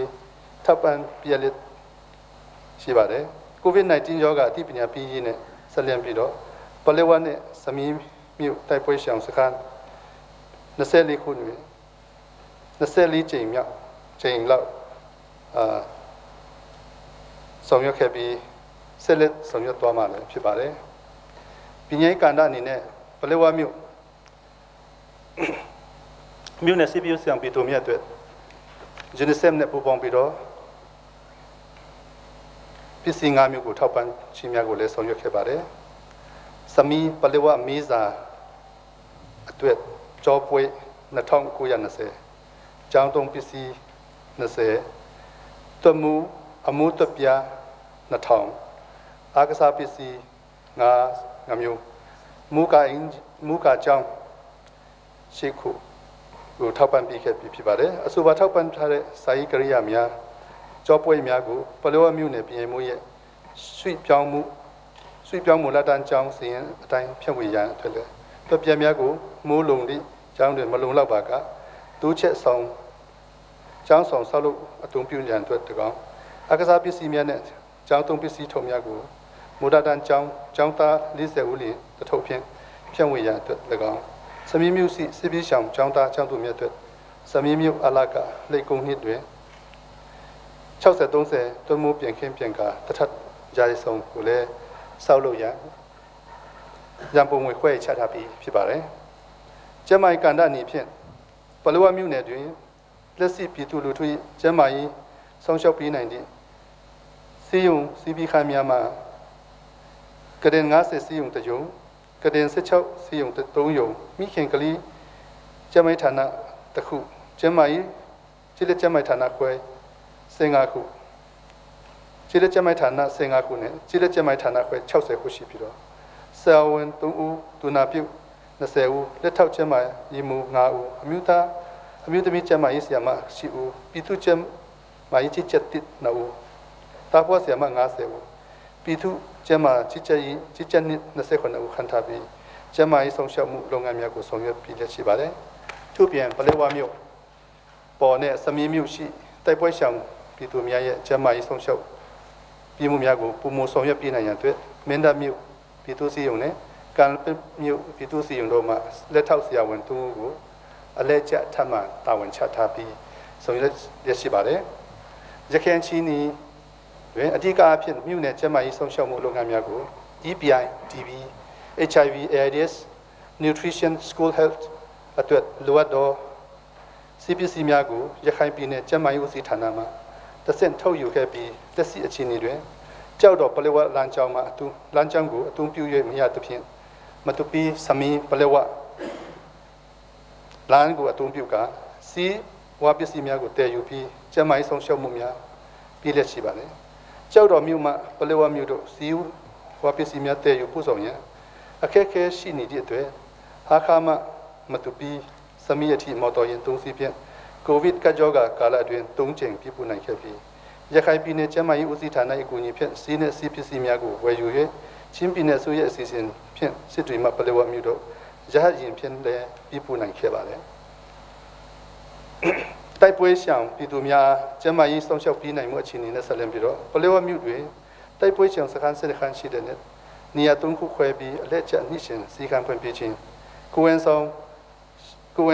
ဆောင်ရှောက်မှုများပြီးခြင်း ANK ကာကွယ်ဆေးထိုးပြီးခြင်း COVID-19 ရောဂါအပါအဝင်အခြားကိုယ်စစ်ရောဂါများအကြောင်းကို Health Speaker များနဲ့ပညာရေးပြီးကျန်းမာရေးပညာပေးခြင်း9နှစ်လောက်ကလေးများအာဟာရဆောင်ရှောက်ပေးခြင်းဤများကိုနှိရှင်ဆောင်ရွက်ပြတဲ့ရှိရာ2020ဧပြီလမှဇွန်လအထိလူနာပေါင်း2264ဦးကျာ1285ဦးမှ989ဦးကျန်းမာရေးဆောင်ရှောက်မှုများပြီးနိုင်ခဲ့ပါတယ်။စမီးမြို့တွင်လည်းတိုက်ပွဲရှောင်စခန်း၄ခုရှိပြီးနှိရှင်အလဲကျကျန်းမာရေးဆောင်ရှောက်မှုများကိုပြီးလျက်ရှိပြီးတော့2020ဧပြီလမှဇူလိုင်အထိလူနာစုစုပေါင်း3689ဦးကျာ2546ဦးမှ1143ဦးကျန်းမာရေးဆောင်ရှောက်မှုများပြီးနိုင်ခဲ့ပါတယ်။ထို့အပြင်တိုက်ပွဲကြောင့်ထိခိုက်ဒဏ်ရာရရှိတဲ့အရက်သားများကိုလူနာတင်ကားများဖြင့်စမီးမြို့မှတဆင့်မတူပီစီယုံမှတဆင့်မင်းတပ်စီယုံအထိလိုအပ်ပါကမင်းတပ်ကနေပြီးတော့မန္တလေးအထိလူနာများကိုလွှဲပြောင်းပို့ဆောင်ပြီးလျက်ရှိပါတယ်။ကာကွယ်ဆေးထူးလုပ်ငန်းများဆောင်ရွက်မှုအနေဖြင့်ကာကွယ်ဆေးထူးလုပ်ငန်းများကိုပလဲဝမြို့ပေါ်တိုက်ပွဲရှင်စခန်းများတွင်လက်ကျန်စီးများဖြင့်ထူးနှံပြီးလျက်ရှိပြီးကိုဗစ်စီးဆက်လက်ရရှိထူးနှံနိုင်ရေးအတွက်ကာကွယ်ဆေးဆက်လက်ထူးနှံနိုင်ရေးအတွက်တည်ယူပို့ဆောင်ရန်ခက်ခဲလျက်ရှိပါတယ်။ COVID-19 ကကြောဂါနဲ့ဆက်လျက်ပြီးတော့ကျန်းမာရေးဆောင်ရွက်ချက်များကိုကျန်းမာရေးနဲ့အက္ခဝန်ကြီးဌာနရဲ့လမ်းညွှန်ချက်တိုင်းပုံမှန်ဆောင်ရွက်ပြီးလျက်ရှိပါတယ်။ပလဲဝမြို့နယ်ကြီးလက်ဒေသများတွင်တာဝန်ထမ်းဆောင်လျက်ရှိတဲ့ကျန်းမာရေးဝန်ထမ်းများအနေဖြင့်နေမီလုံခြုံမှုအခြေအနေအရလစဉ်ပုံမှန်ထူးနှံလျက်ရှိသောကာကွယ်ဆေးများကိုရခိုင်ပြည်နယ်စစ်တွေမြို့မှတဆင့်တည်ယူပို့ဆောင်ခဲ့ရာအခက်အခဲများကြုံတွေ့လျက်ရှိပါတယ်။ထို့ပြင်ပလဲဝမြို့နယ်စီယုံနဲ့ကျေးလက်ကျန်းမာရေးဌာနခွဲများတွင်တင်ဒါဖြင့် ဝယ်ယူထားသောစီးနှင့်စီးပစ္စည်းများကိုလည်းပြီးပို့ရန်အခက်အခဲရှိတဲ့အတွက်ချင်းပြည်နယ်ပြည်သူ့ကျန်းမာရေးဦးစီးဌာနတွင်တူလောင်ထားရှိပြီးဆက်လက်ပြီးပို့နိုင်ရေးကိုလည်းပြည်내အစိုးရမှဆောင်ရွက်လက်ရှိပါတယ်ချင်းပြည်နယ်ပလက်ဝမြို့နယ်အတွင်းရှိကျေးလက်ဒေသများတွင်တာဝန်ထမ်းဆောင်လက်ရှိသောကျန်းမာရေးဝန်ထမ်းများအနေဖြင့်နယ်မြေလုံခြုံမှုအရာတာဝန်ကျရာဒေသများတွင်အချိန်ပြည့်တာဝန်ထမ်းဆောင်၍စီမံချက်လုပ်ငန်းများကိုဆောင်ရွက်ရတွင်အခက်အခဲများစွာကြုံတွေ့ရတဲ့အတွက်လုပ်ငန်းများမျှော်မှန်းသည့်အထိဆောင်ရွက်နိုင်ခြင်းမရှိပါကြောင်းသိရှိရပါတယ်လွတ်တော်ကိုယ်စားလှယ်မှမြင့်မြင့်တဲ့မိခွန်မြတ်ပတ်သက်ပြီးတော့အထက်ဖော်ပြပါတိုင်းချင်းပြည်နယ်ပလက်ဝမြို့နယ်စစ်ပေးဆောင်များဤစာဝတ်နေရေးပညာရေးကျန်းမာရေးကိစ္စရပ်များကိုတက်ဆက်ရဌာနများဘာသာရေးတင်များအရပ်ဖက်ဖွဲ့စည်းများတတိပုဂ္ဂလလူရှင်များ NGO INGO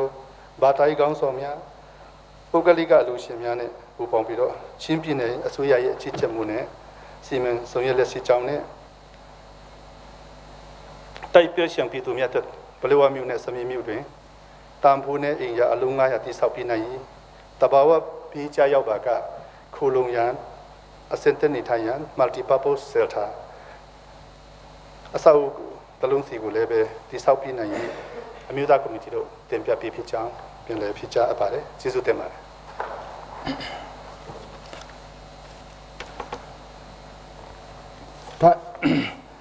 ဒန်ဒလိုင်းမြို့နယ်အမှတ်2ပြည်နယ်လွှတ်တော်ကိုယ်စားလှယ်ဒထ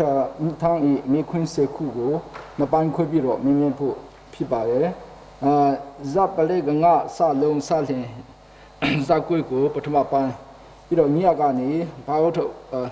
အထီကိုဒုတိယပိုင်းအနေနဲ့မိခွန်းမြင်ဖို့ဖြစ်ပါတယ်အခုပထမမိခွန်းကိုရပလေကနေရကွေအထီနော်မိခွန်းကိုငါခုကိုပထမပိုင်းအနေနဲ့မြင်မြင်ဖို့ဖိတ်ခေါ်ပါတယ်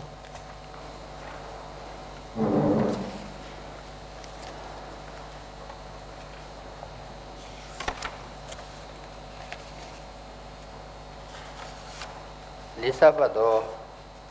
ချင်းပြည်နယ်လွှတ်တော်ထားကြီးနဲ့တကွလွှတ်တော်ကိုယ်စားလှယ်များချင်းပြည်နယ်ဝန်ကြီးချုပ်နဲ့တကွပြည်နယ်ဆင်ဖွဲ့စည်းဝင်များဌာနဆိုင်ရာကြီးရင်များအားလုံးကျမ်းမာချမ်းသာကြစေကြောင်းဆုတောင်းမေတ္တာပို့သပါတယ်ကျွန်တော်ကတော့ချင်းပြည်နယ်ထန်လာမြို့နယ်မေဆန္ဒနယ်အမှတ်2မှာလွှတ်တော်ကိုယ်စားလှယ်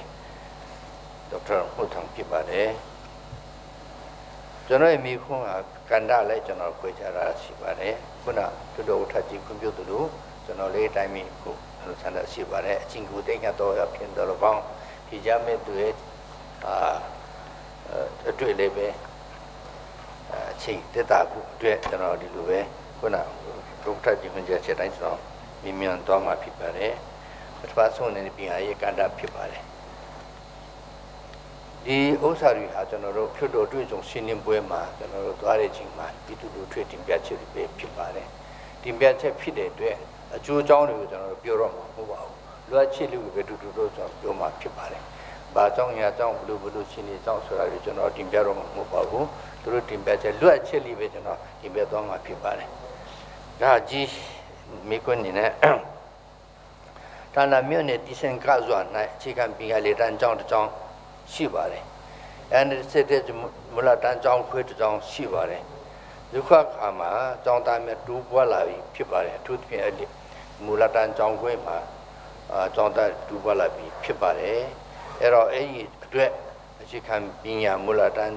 အရှင်းကိုကျောင်းခွဲကိုအရှင်းမူလတန်းကျောင်းအရှင်းတို့ရှင်းတူပြီးပဲစီစဉ်ရှိမရှိနံပါတ်1နောက်ဒီငါမိခွန်းနေနဲ့ကျွန်တော်တို့ဌာနမြို့နယ်စင်ခစွာမှာအခြေခံပညာမူလတန်းကျောင်းမူလတန်းလွန်ကျောင်းရှိပါတယ်အဲ့ဒီကျေးရွာမှာအခုပြည်စင်ယူခါနီဖြစ်တဲ့ကျောင်းဆရာမကြီးတယောက်ပဲရှိပြီးမှကျန်ဆရာ4ဦးမရှိပါဘူးအဲ့တော့အဲ့ဒီသူတို့ခက်ခဲကြုံနေပါတယ်ဒါကြောင့်မလို့ဒီလစ်လက်တဲ့နေရာတွေမှာကျောင်းဆရာ4ဦးခန့်ထားပြရအစီအစဉ်ရှိမရှိနောက်ကျွန်တော်တို့ဒီ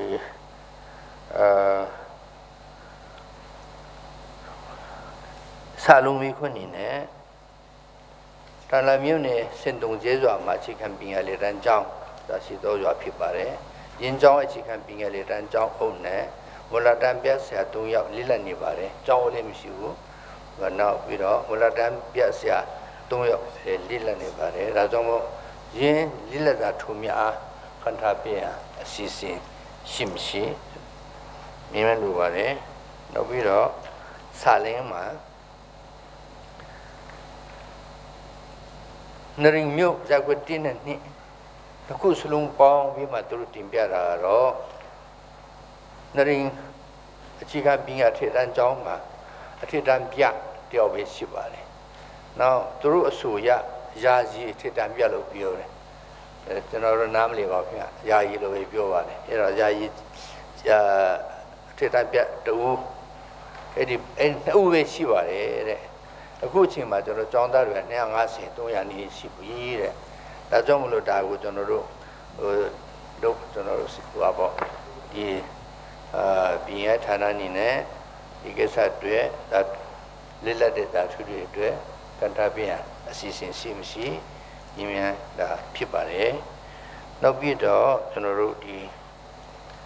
နရင်ပါပဲလေကျွန်တော်တို့နရင်ခရောက်ကနေတင်ပြတာတခုရှိပါတယ်အဲ့ဒါတော့ဗာလဲဆိုတော့တိုင်းစာပေတင်ကြားရတဲ့ဘွဲ့ရအကြောင်းသူတို့ကနှစ်နှစ်ထိလောပြပါတယ်တဲ့ဒါမလို့ခန့်တဲ့ခါကျတော့သူ့ကိုမခတ်မနဲ့တခြားတယောက်ကိုခန့်တာတွေ့ရပါတယ်ဒါကြောင့်မလို့ဒီကိစ္စဘယ်လိုဖြစ်ပါသလဲဒါကြောင့်မလို့ကိုလောပြည့်တဲ့လူပွဲရလေးဖြစ်သူ့ကိုမခတ်မနဲ့တခြားလူခန့်တဲ့ဆိုလို့စာသူတို့သိချင်ပါတယ်ဖြစ်နိုင်ရင်လောပြည့်တဲ့လူကလည်းကိုလည်းပဲဒီနည်းနဲ့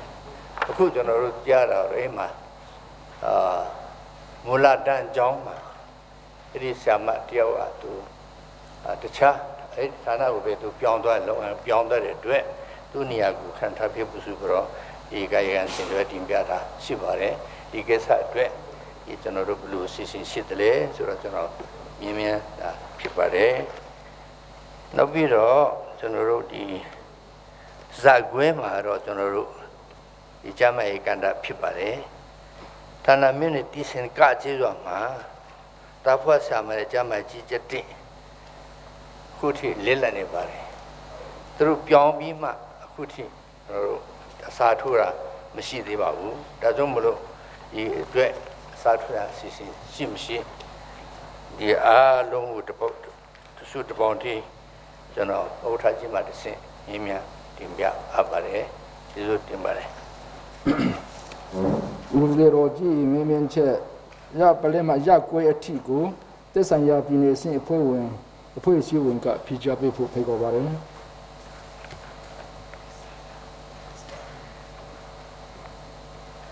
ဒီစားတဲ့ချင်းပြည်နယ်လွတ်တော်ကချင်းတဲ့ကွာလွတ်တော်ကိုစလဲမြာတေရောက်သူအားလုံးမင်္ဂလာပါကျွန်တော်အနေနဲ့ထန်လာမြို့နယ်မဲဆန္ဒနမနဲ့ဒုထမထန်ခြေပွန်ပြမီခွန်များကိုတပုံးထဲဆက်ပြီးတော့ဖြေချတော့မှာဖြစ်ပါတယ်ဒီထန်လာမြို့နယ်တိစင်ကကြီးရွာအခြေခံပညာလက်တန်းကျောင်းတကျောင်းနဲ့မူခွဲတကျောင်းရှိပြီးတော့ယခုအခါကျောင်းသားမြတ်သူပေါ်လာပြီးဖြစ်တော့ကြောင့်ရင်းမူခွဲအားအခြေခံပညာကျောင်းပညာမူလတန်းကျောင်းအစဉ်တူမြင့်ပြီးရန်အစီအစဉ်ရှိမရှိဒီခုနဲ့ဆက်လျံပြီးတော့အမခခွဲမှာအမကအစဉ်တူမြင့်နိုင်ရတဲ့မိုးရတောင်တန်းမြချောင်းပေါ်များတဲ့ဒီတာဖြစ်ပါကအနည်းဆုံးပေမကျောင်းနဲ့နမိုင်အထက်ဝဝေးရမှာဖြစ်ပါတယ်။မိုးအစဉ်ကျောင်းသား55ဦးအထက်ရှိရမှာဖြစ်ပါတယ်။ထန်လာမြို့နယ်တိစင်ကကြီးရွာမူခွဲတကျောင်းအားအခြေခံပညာမူလတန်းအကျောင်းအစဉ်တူမြင့်နိုင်ရတဲ့ပထမအုပ်စုအားသက်ဆိုင်ရာကျောင်းကော်မတီမှလိုအပ်ချက်များဖော်ပြပြီးတော့ထောက်ခံချက်များနဲ့အစဉ်စစ်စစ်ပြီးပြည်စုံတော်မူတဲ့များကိုမြို့နယ်ပြည်မှုထန်တင်ပြရမှာဖြစ်ပြီးမြို့နယ်မို့ပြည်မှုမှာတစ်ဆင့်ပြည်နယ်အတင်ပြပြီးတော့ပြည်နယ်ကနေပြီးတော့အမှုတွဲများကိုအခြေခံပညာရုံးချုပ်တို့အထိဆက်လက်တင်ပြ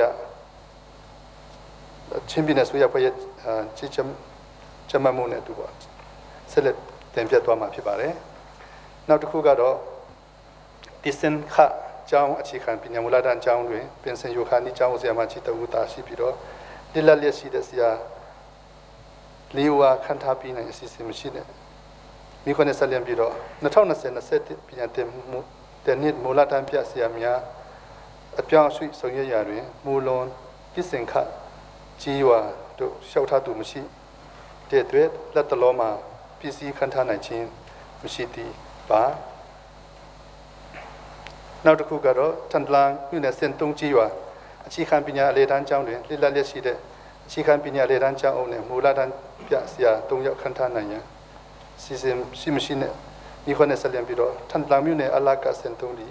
2020-21ပြင်တဲ့အလာကကွေမှာအလာကစင်တုံးသူမြင်ဖွင့်လှစ်ခွင့်ရတော့ကျောင်းဖြစ်ပြီးတော့လှစ်လက်လျက်ရှိတဲ့အလေတန်းကျောင်းအား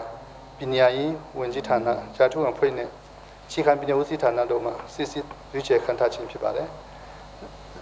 လစ်လက်လျက်ရှိတော့မူလတန်းပြည့်စက်3နေရာနဲ့ဆက်လက်ပြီးတော့2020-21ပြည်နယ်နှစ်အတွင်းမူလတန်းပြည့်များအပြောင်းအရွှေ့ဆောင်ရွက်ရတွင်အလကစင်တူတို့စန္ဒပြုလျှောက်ထားခြင်းမရှိတဲ့အတွက်လက်တလောမှာ PC ခန့်ထားနိုင်ခြင်းမရှိသည့်ကြောင်းပြချလိုပါတယ်နောက်တစ်ခုကတော့နရိန်အခြေခံပြည်နယ်ထက်တန်းကျောင်းများတွင်အထက်တန်းပြမြဲတအူနဲ့ယာယီတအူပေါင်း2ဦးသာရှိပြီးကျောင်းသူကျောင်းသားများအခက်အခဲများစွာကြုံတွေ့နေရတော့ကြောင့်ရင်းကျောင်းတွင်လက်လက်ရှိတဲ့9နေရာခန့်ထားပြီးရန်အစီအစဉ်ရှိမရှိဒီခွနဲ့ဆက်လက်ပြီးတော့အထက်ကနရိန်ဟာအထက်တန်းပြခွဲဝေ12နေရာအတွက်နေရာတွင်2ဦးခန့်ထားပြီးဖြစ်ကြောင်းအလေတန်းပြခွဲဝေ9နေရာတွင်9ဦးခန့်ထားပြီးဖြစ်ကြောင်းမူလတန်းပြခွဲဝေ9နေရာတွင်9ဦးခန့်ထားပြီးဖြစ်ကြောင်းစီဒီလက်ရှိတဲ့ထပ်တန်းပြ10ဦးနဲ့ဆက်လက်ပြီးတော့2020-21ပြည်တဲ့နှစ်အတွက်အထက်တန်းပြများအပြောင်းအရွှေ့နဲ့ရာထူးသူဆောင်ရွက်ခြင်းတွင်အထက်ကနရိန်တို့စန္ဒပြုလျှောက်ထားသူများမရှိပါသဖြင့်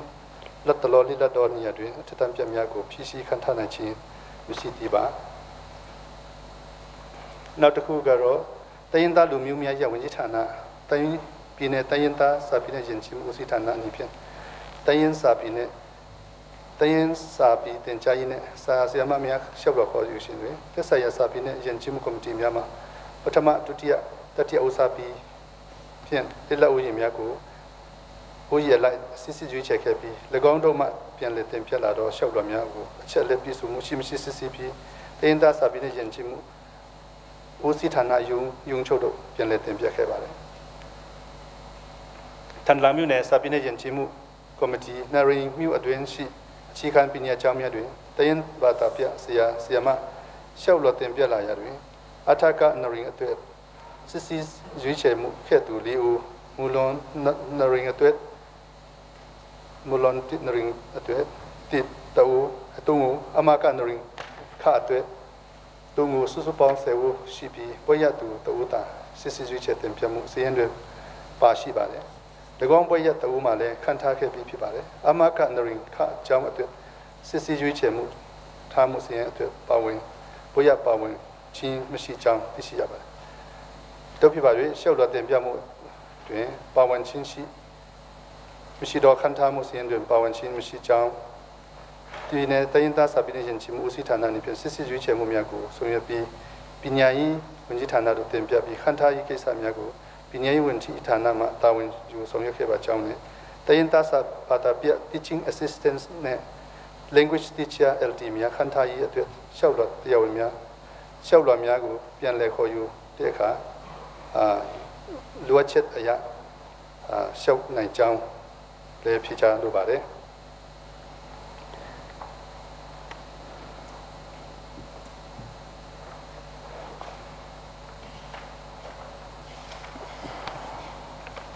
ဟုတ်ပါပြီငါခုပြည့်စုံပါပြီနော်အခုနော်ဟုတ်တယ်နော်အဲ့ဒါကြောင့်ကျွန်တော်တို့ခြုံပြောမယ်ဆိုရင်ကျွန်တော်တို့ဒီပညာရေးဌာနရဲ့အပြောင်းရွှေ့ဆရာလိုအပ်ချက်တွေကတော့ကျွန်တော်တို့မူဝါဒအရတာတူတုတ်နဲ့ကျွန်တော်ဖြေတာဖြစ်ပါတယ်တကယ်မိပြန်မှာတော့အရှိကြီးဖြစ်ပါတယ်ကျွန်တော်တို့ချင်းပြည်နယ်ဒီအစိုးရတာဝန်ယူတဲ့ဒီအစိုးရတာဝန်ယူတဲ့၄နှစ်တာ၄နှစ်ခွဲအနှစ်တာအတွင်းမှာပေါ့နော်ကျွန်တော်ကျောင်းအဆင့်တူတာကြီးလုပ်ပါတယ်ကျောင်းပေါင်းနောက်ဆုံးရဆိုရင်ကျောင်းပေါင်း1516ကျောင်းရှိပါတယ်ချင်းပြည်နယ်ဒီကျောင်းဒီအတွက်လိုအပ်တဲ့ဆရာမကျွန်တော်တို့ကျောင်းအဆင့်တူတာကအဆင့်တူတာပဲရှိပါတယ်တကယ်လိုအပ်ချက်ဖြစ်စီမှုဆိုတာကျောင်းဆရာမလိုအပ်ချက်ဖြစ်စီမှုကတော့သူရဲ့ခွဲဝေပုံစံနဲ့ရဆိုရင်တော်တော်ကိုလိုအပ်ရရှိပါတယ်မူလတန်းပြည့်ဆို9000ကျော်လိုအပ်တယ်အလေတန်းပြည့်8800ကျော်အထက်တန်းပြ1000ကျော်လောက်လိုအပ်လျက်ရှိပါတယ်အဲဒါကြောင့်ဒီဟာဒီဖြည့်ဆည်းနိုင်ဖို့ရန်ကျွန်တော်တို့human resource အရန်တို့တယ်လို့ကျွန်တော်တို့ပြည်ထောင်စုရဲ့နဲ့ပူပေါင်းဆောင်ရွက်မှုကလည်းအဓိကဖြစ်တဲ့အတွက်ကြောင့်ဒီဆရာများဖြစ်စီနိုင်ရေးကကျွန်တော်တို့ဆက်လက်ပြီးတော့ပြည်ထောင်စုဝန်ကြီးနဲ့ဝန်ကြီးဌာနနဲ့နှိမ့်နိုင်ပြီးတော့ဆက်လက်ဆောင်ရွက်ဖို့ဖြစ်ကြောင်းကျွန်တော်အနေနဲ့ထပ်လောင်းဖြေကြားလိုပါတယ်အားလုံးကျေးဇူးတင်ပါတယ်ဝန်ကြီးပြရတာကျွန်တော်တို့ကျင်းတော့ပါတယ်ဒါလည်းတစ်ခုမေးခွန်းကျွန်တော်မေးကျင်တာတော့ကျောင်းမှာဆရာတွေလက်တဲ့နေရာမှာစန္ဒပြုရှုပ်ထားသူမရှိပါသဖြင့်ဆိုတော့ဘောဟာရလေးဘာပါလာတော့အဲဒီပြောင်းရွှေ့လို့တဲ့နေရာမှာရှုပ်ထားမှသာပြောင်းရမလားဒီပြည်နယ်ကနေရောကျွန်တော်တို့ဒီစီမံခန့်ခွဲမှုအနေနဲ့ဘယ်သူအဖြစ်ဆိုတဲ့အပြောင်းရွှေ့ကိုလို့မရဘူးလားဒါလေးကိုတော့ကျွန်တော်မြင်ချင်ပါတယ်ခင်ဗျာအဲ့ဒါလေးကျွန်တော်ကဖြေလျှော့ပြီးတော့ဖြေရပြပါမယ်အခုပညာရေးမူပေါ်တဲ့စီရကုဒီတာမှာရှုပ်ထားတဲ့လူရှိမှပြောင်းလို့ရတယ်အဲ့ဒါကြောင့်ကျွန်တော်တောရော်တိုင်းရောက်တဲ့ခါမှာကိုရော်မှာရှိတဲ့စာမမြတ်တွေကိုချစ်ကြပါလိုအပ်တဲ့ဥစ္စာထင်းလေးခွေပေးပါဟင်းတီဟင်းရွက်လေးတာဝန်ယူပေးပါအဲ့ဒါမှသာစာမတွေကလာဆောက်ကြမယ်ဥပမာကျွန်တော်တို့မနှစ်ကဖန်တန်အလာကဖွင့်ပေးသွားတယ်ဒီမှာကစာမတွေခုနှစ်ဦးရှိတယ်မာစတာဘိုးရလူသုံးဦးရှိတယ်ဘာကြောင့်ဒီဖန်တန်ရွာအဝေးကြီးကိုခင်ဗျားတို့ဒီမှာလာရှုနေတာလဲမြည်ကြည့်တော့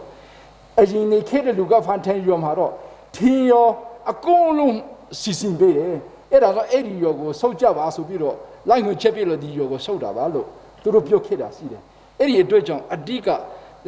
ကြီးတဲ့တော့ရွာမှာနော်အဝေးကလာတဲ့စာမလေးဒီကိုတော့ဘာဖြစ်သူတို့အနေချင်းအောင်နော်ဆွေးဆောင်မှုရှိအောင်အားလုံးမှာသက်ဆိုင်ရာကြည်ရသူကြီးတန်းအုပ်ချုပ်ကြီးများပေါ်မှာအထူးပဲတာဝန်ရှိတယ်အခုကမလျှော့ရင်တော့တိုက်ရိုက်နေအရင်လိုပြောင်းလို့မရဘူးဆိုတာတော့သူ့ပညာရေးမူရ policy ရှိနေတယ်အဲ့ဒီတို့ကြောင့်ကိုရော်မှာနေတဲ့စာမများနေကိုလူလေတိမှုမရှိအောင်နော်မိဘပြည်သူများအနေနဲ့နော်သူတို့နေချင်အောင်တော့လှုပ်ရှားလေးတွေလှုပ်ပြီးဖို့ကတော့တာဝန်ရှိတယ်ဆိုတော့ကိုလေကျွန်တော်အနေနဲ့ထပ်လောင်းပြီးတော့ဖြစ်ဆက်လုပ်ပါတယ်ဝင်ကြည့်အနေနဲ့ပြီးကျွန်တော်တို့အခြေခံပညာအနေနဲ့အခြေခံပညာကဏ္ဍဂျာထုတူမြန်ခန္ဓာရေးမူဂျာထုတူပြန်ခန္ဓာရေးမူဂျာထုဝင်ပေါက်ခန္ဓာရေးမူဆိုတဲ့စာအုပ်တွေထွက်ပါတယ်အဲဒါကြောင့်ဒီမူအရကျွန်တော်တို့အခြေခံပညာဆရာမများကြီးသူတို့ပြောင်းရွှေ့နိုင်တဲ့ခုနကျွန်တော်ပထမပြည်တော်ကပါသွားတဲ့တလူသူရဲ့ဒီရှားပါဒီတာဝိလိုင်ကောင်တီဒီတာရောက်တဲ့အခါမှာသူတို့တတ်မှတ်တဲ့အလုပ်တဲ့နှစ်ပြသူဖြစ်ရမယ်ဆိုတဲ့တတ်မှတ်ချက်လေးတွေရှိပါတယ်ဆိုတော့အဲ့ဒါပြီးတာနဲ့သူရှောက်ခွင့်ရှိပါတယ်ရှောက်ပြီးတော့သူရှောက်မဲ့အကြောင်းမှာတဘောကဒီအထကထတိဟာခါကနေပြီးတော့ကျွန်တော်ပလေဝထတိရှောက်တယ်ဆိုရင်ပလေဝထတိမှာသူဝင်ပေါက်ရှိမှသူပြောင်းလို့ရပါမယ်ရှောက်ခွင့်တော့ရှိတယ်ဝင်လို့မရဘူးပြီးတော့တခါဒီခုနထွက်သွားတယ်ကျွန်တော်တို့သူ့ရဲ့ criteria ရရှောက်တဲ့အခါမှာကျွန်တော်ထွက်ခိုင်းလိုက်တော့ပြောင်းခိုင်းလိုက်တယ်အဲ့နေရာမှာအစားထိုးလာလျှောက်တာမရှိရင်လည်းပဲဒီဟာကကွက်လက်ကျင်ခဲ့တာရှိပါတယ်အဲ့ဒါကြောင့်ဒီနှစ်သုံးနှစ်အတွင်းမှာအကြောင်းအပြောင်းရွှေ့အတူဒီအပြောင်းဒီပြီးတော့အကြောင်းအဆင့်တူဒီကြောင့်ကျွန်တော်တို့ဒီဆရာမလိုအပ်ချက်အရန်ပေါ်လာတာဖြစ်ပါတယ်ဒါလည်းနောက်ဆုံးပြည်ထောင်စုပြည်နယ်ဝန်ကြီးနဲ့ဆွေးနွေးချက်အရတော့ကျွန်တော်တို့နောက်ပိုင်းမှာနီလန်ဘယ်လိုရှာမလဲတဘောဆရာဒီမြို့နယ်မှာဆရာလိုအပ်ချက်ကလိုအပ်တာကရှိတာက၄ယောက်ရှိတယ်2ယောက်ပြောင်းမယ်အားလုံးပြောင်းတယ်ဆိုရင်ကျွန်တော်ဘယ်လိုလုပ်မလဲဒါလေးတွေကျွန်တော်တို့ဆက်လက်ဆောင်ရွက်ဖို့ရှိပါတယ်အဲဒါကြောင့်ဒါတော့ကျွန်တော်တို့ဒီလက်ရှိပြဿနာဖြေရှင်းဖို့ဖြစ်ပါတယ်ပြီးတော့ဆက်ဖြေချချင်တာကတော့ပညာရေးကျောင်းတွေမှာကျွန်တော်တို့တည်ရပေါ့တည်ရခန့်ထားခြင်းနဲ့ဆိုရင်လိုအပ်ချက်အရာကျွန်တော်တို့ရှောက်လို့ရပါတယ်ပြီးတော့contract အနေနဲ့ဘွေရပြီးဒါမှမဟုတ်အငင်းစားဆရာမတွေကျွန်တော်တို့9ရန်လောက်ရပါတယ်ဒါလေးတွေလည်းအရေးပေါ်ဖြည့်ရှင်းဖို့ပေါ့နော်ကျွန်တော်အနေနဲ့ဖော်ပြလိုပါတယ်သူကျောင်းအတွက်လိုအပ်တဲ့ဘာသာပြကျွမ်းကျင်ပုဂ္ဂိုလ်များကိုကျွန်တော်တို့တည်ရအနေနဲ့ခန့်ထားခြင်းနဲ့ဆိုရင်လည်းဒီဟာပြဿနာကိုအရေးပေါ်ဖြည့်ရှင်းနိုင်အောင်ကျွန်တော်ပြည်ထောင်စုနဲ့ညှိနှိုင်းတော့မှာဖြစ်ပါတယ်ကျန်တဲ့အပိုင်းကတော့သူ့ရဲ့မူဝါဒဆောင်ရွက်တာဖြစ်တဲ့အတွက်ကြောင့်ဒီ ဒီအားနည်းချက်လေးတွေရှိတယ်လို့အမှန်ကကျွန်တော်တို့ပြည်နယ်ရဲ့ပြည်သူများရဲ့စန္ဒကျွန်တော်ကျောင်းအဆင့်တူကိုအရန်လိုချင်ကြတဲ့အခါကျတော့ဒီကျောင်းအဆင့်တူအပေါ်မှာကျွန်တော်တို့နောက်ပိုင်းမှာလည်းအလိုက်ထိုက်ထိမ့်သိမ့်ပြီးတော့ကျောင်းအဆင့်တူမြင့်ချင်းကိုဆောင်ရွက်ဖို့လည်းလိုတယ်ပြီးတော့မြို့နယ်ခရိုင်ပြည်နယ်ပြည်မှုများအနေနဲ့လည်းပဲဆက်လက်ပြီးတော့ဒီဟာကွက်ကိုအပေါက်မကျဲသွားအောင်ထိန်းဖို့ကလည်းကျွန်တော်တို့ဆက်လက်ပြီးတော့စီစဉ်ဖို့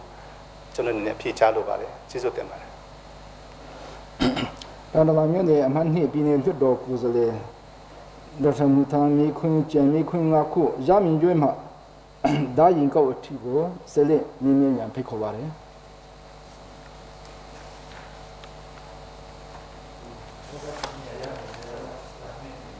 နေမိဖြစ်ပါတယ်ခင်ဗျာဒါကျန်တဲ့ဥစ္စာကိုမေးမယ်ညကနေကျန်တဲ့ဥစ္စာပြေလို့ရပါတယ်ခင်ဗျာနော်ဒါဆိုကျွန်တော်မေးခွန်းကိုပဲကျွန်တော်မေးပါမယ်ခင်ဗျာညကနေကျွန်တော်စာမေးပါမယ်ကျွန်တော်ဒါလေးပဲလွှတ်တော်တွေ့ဆုံစီလင်းပွဲကျွန်တော်ခီးစင်မှာပြည်သူတို့တင်ပြတဲ့ဥစ္စာတွေပဲဖြစ်ပါတယ်ဒါကြောင့်လည်းသူတို့တင်ပြချက်တိုင်းပဲကျွန်တော်တို့တင်ပြသွားမှာဖြစ်ပါတယ်ဒီအကြောင်းရင်းတွေကျွန်တော်မပြောတော့ပါဘူးခင်ဗျာတဏ္ဍမြို့နယ်မှာလေတက်စီပြည်ရွာမှာကုန်းမင်းလျာကနေလေဧက900ခန့်ပြထုတ်ခဲ့ပြီးဖြစ်ပါတယ်ကျွန်တော်ကိုယ်တိုင်လေသွားကြည့်ပါတယ်တော်တော်လေးကောင်းပါတယ်ဝင်လက်သားပါတယ်အဲ့ဒီမှာဒါမလို့တစ်ခုရှိတာရေကကောင်းကောင်းမရတဲ့အတွက်ရေလေက90အတွက်2မိုင်ခန့်ဝေးတဲ့ဘုံပြီးချောင်းကနေရေတွေမြောက်ဖို့ထုတ်ပေးရန်အစဉ်ရှိမရှိကျွန်တော်တို့ဒါတို့တို့ထားကြည့်မှတစ်ကျွန်တော်မြင်မြန်လိုပါတယ်နောက်တတွင်ချင်းနော်အဲ့မှာကျွန်တော်တို့ဗာတွေ့မလဲဆိုတော့ကျွန်တော်မေးရင်တော့ထာလာမြို့နယ်လာရောကကျေးရွာတောင်သူလေးဦးတွေလေက80ကိုထွင်းစိတ်ပြောနိုင်ရန်လွတ်တော့ချုပ်လင်းမှာပိုင်အလုံး40ဟာကုငီပြရန်စီစဉ်ရှိမရှိမေးပြန်လိုပါတယ်အဲ့ဒါသူတို့လေကအဲ့လိုဒီမီပြိုတဲ့အတွက်ဒီအဲ့ဒီ line ကိုကျွန်တော်တို့ဒီမြောင်းလို့မလွယ်တဲ့အတွက် pipe နဲ့တော့လုံးမဆိုရင်စင်ပြေမယ်တော့ကဘာလေးဖြစ်တဲ့အတွက်ဆိုပြီးတော့သူတို့တင်ပြတာရှိပါတယ်အဲ့တော့ဒါအလုံး40ကုငီပပွန်းနိုင်ရစီစဉ်မရှိမေးမြန်လိုပါတယ်နောက်ကျောင်းတော်ကျေးရွာမှာတောင်သူ20နှုတ်တော့ကလေက80ကျော်ထွင်းစိတ်ပြောရပါတယ်အဲ့ဒီဥစ္စာလေးပဲကျွန်တော်တို့ကျွေးနွားတရိษံတွေအဲ့ဒီမှာသူပါပေါ့ဟိုကျင်းစားတဲ့နေရာလည်းဖြစ်ပါတယ်အဲ့တော့မြောင်းသူတို့တွေ့တော့သကုထုထားတဲ့ခဏနဲ့သူတို့ဘာလုပ်တဲ့ဥစ္စာပြိုပါတယ်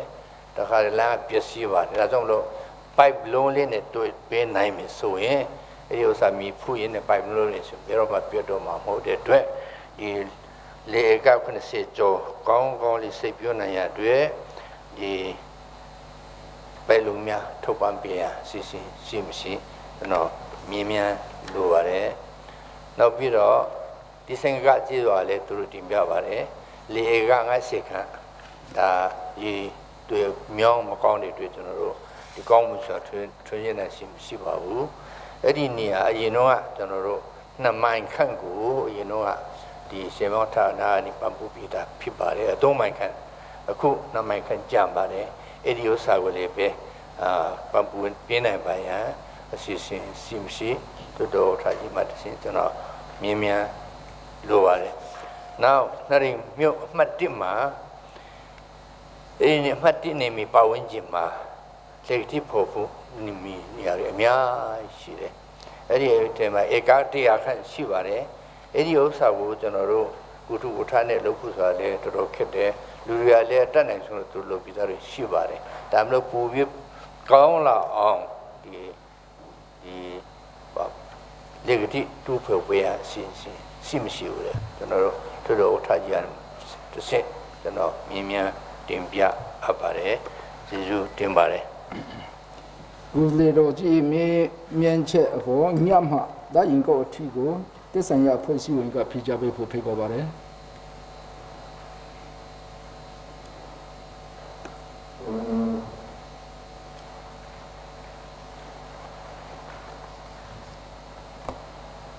ဒီစားပါတော့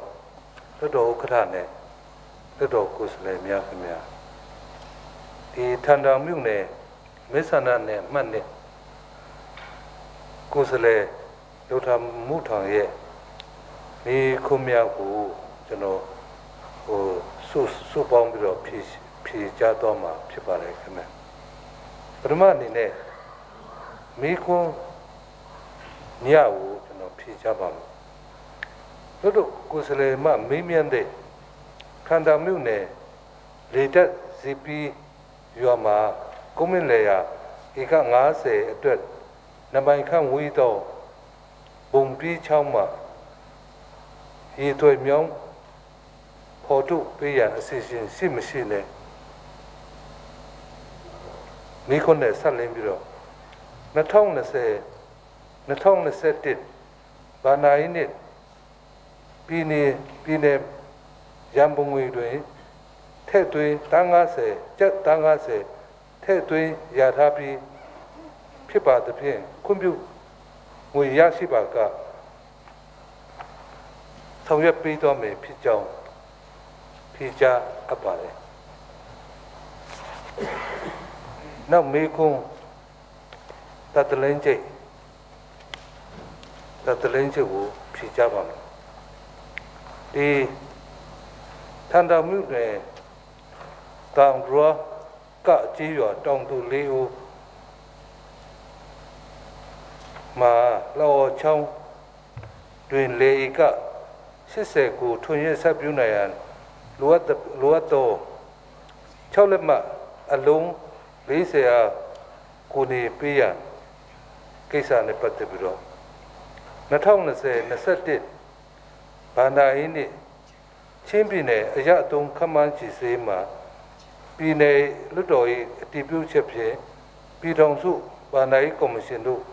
ပေးပူပြီးဖြစ်တဲ့အတွက်ယခုမြင်မြန်သောလုပ်ငန်းအတွက်ကုန်ကြမိရန်ပုံငွေကျပ်သက်မှ45တန်းအား2020-21ဘာနာယီနှစ်အာရီဒုမဟုတ်ဂျီရာရစ်တွင်တောင်းခံပြီးတော့ခွင့်ပြုချက်ရန်ပုံငွေရရှိပါကဆောင်ရွက်ပေးတော်မူဖြစ်ကြောင်းနဲ့အာရီဒုမဟုတ်ဂျီရာရစ်ရန်ပုံငွေမရရှိပါက2021-2022ဘာနာယီနှစ်တွင်မှာရန်ပုံငွေတောင်းခံပြီးဆောင်ရွက်ပေးတော်မူဖြစ်ကြောင်းဖြေကြားအပ်ပါတယ်နောက်တစ်ဆက်တည်းမိကွန်းထောက်ဝန်ပဲကိုကျွန်တော်ဖြေကြားပါမယ်ထန်တောင်မြို့နယ်ကြောင်ချားကြီးရွာနေ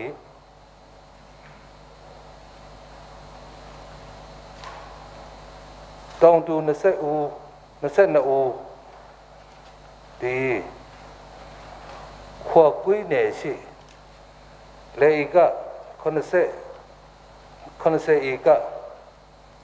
ထွန်ရစိုက်ပြူးနိုင်ရန်ရေသွေမြောင်းပေ6900ပိုက်လုံးမြန်ထောက်ပံ့ပေးဖို့ကိစ္စနဲ့ပတ်သက်ပြီးတော့2020-21ဘာနာယီနှစ်ဟာကျွန်တော်တို့ချင်းပြည်နယ်ရအသုံးခမန်းချီငွေစင်းမှာပြည်နယ်လွှတ်တော်ရဲ့အတည်ပြုချက်ဖြင့်ပြည်ထောင်စုဘာနာယီကော်မရှင်တို့ပေးဖို့ပြီးဖြစ်ပါသဖြင့်ယခုမင်းထားသောလုပ်ငန်းအတွက်ကုန်ကြမဲ့ရန်ပုံငွေကျပ်တန်း89တန်းဒသမန်89ဒသမန်2တန်း2020-2021ဘာနာယီနှစ်RE သို့မဟုတ် GRF တွင်တောင်းခံပြီး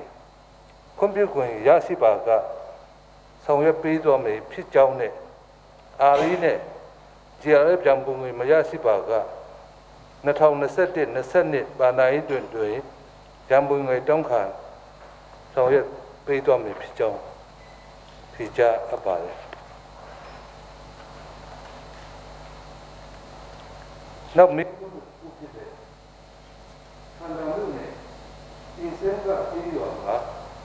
လေက50ခန့်ရေသွေမြောင်းနမိုင်ခန့်ကိုနေပေးနိုင်ရာအစီအစဉ်ရှိမရှိဆိုတဲ့မိခွန်းနဲ့ပတ်သက်ပြီးတော့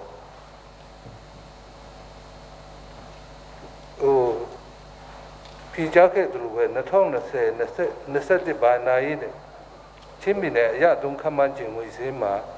ပြည်နယ်လွှတ်တော်တည်ပြုခြင်းနဲ့ပြည်ထောင်စုကော်မရှင်တို့တင်ပြပေးပို့ထားပြီးဖြစ်တဲ့အတွက်ရင်းကုန်ကြမယ်ကျပ်တန်း602020-21ဘဏ္ဍာရေးနဲ့ RE တို့မဟုတ် GRF မှာတောင်းခံပြီးတော့ခွင့်ပြုချက်ရရှိပါကဆောင်ရွက်သွင်းမယ်ဖြစ်ကြောင်းနဲ့ RE GRF မှာရန်ပုံငွေမရရှိပါက2020-2021ဘဏ္ဍာရေးနှစ်မှာရန်ပုံငွေတောင်းခံပြီးဆောင်ရွက်ပေးသွင်းမယ်ဖြစ်ကြောင်းဖြေကြားအပ်ပါတယ်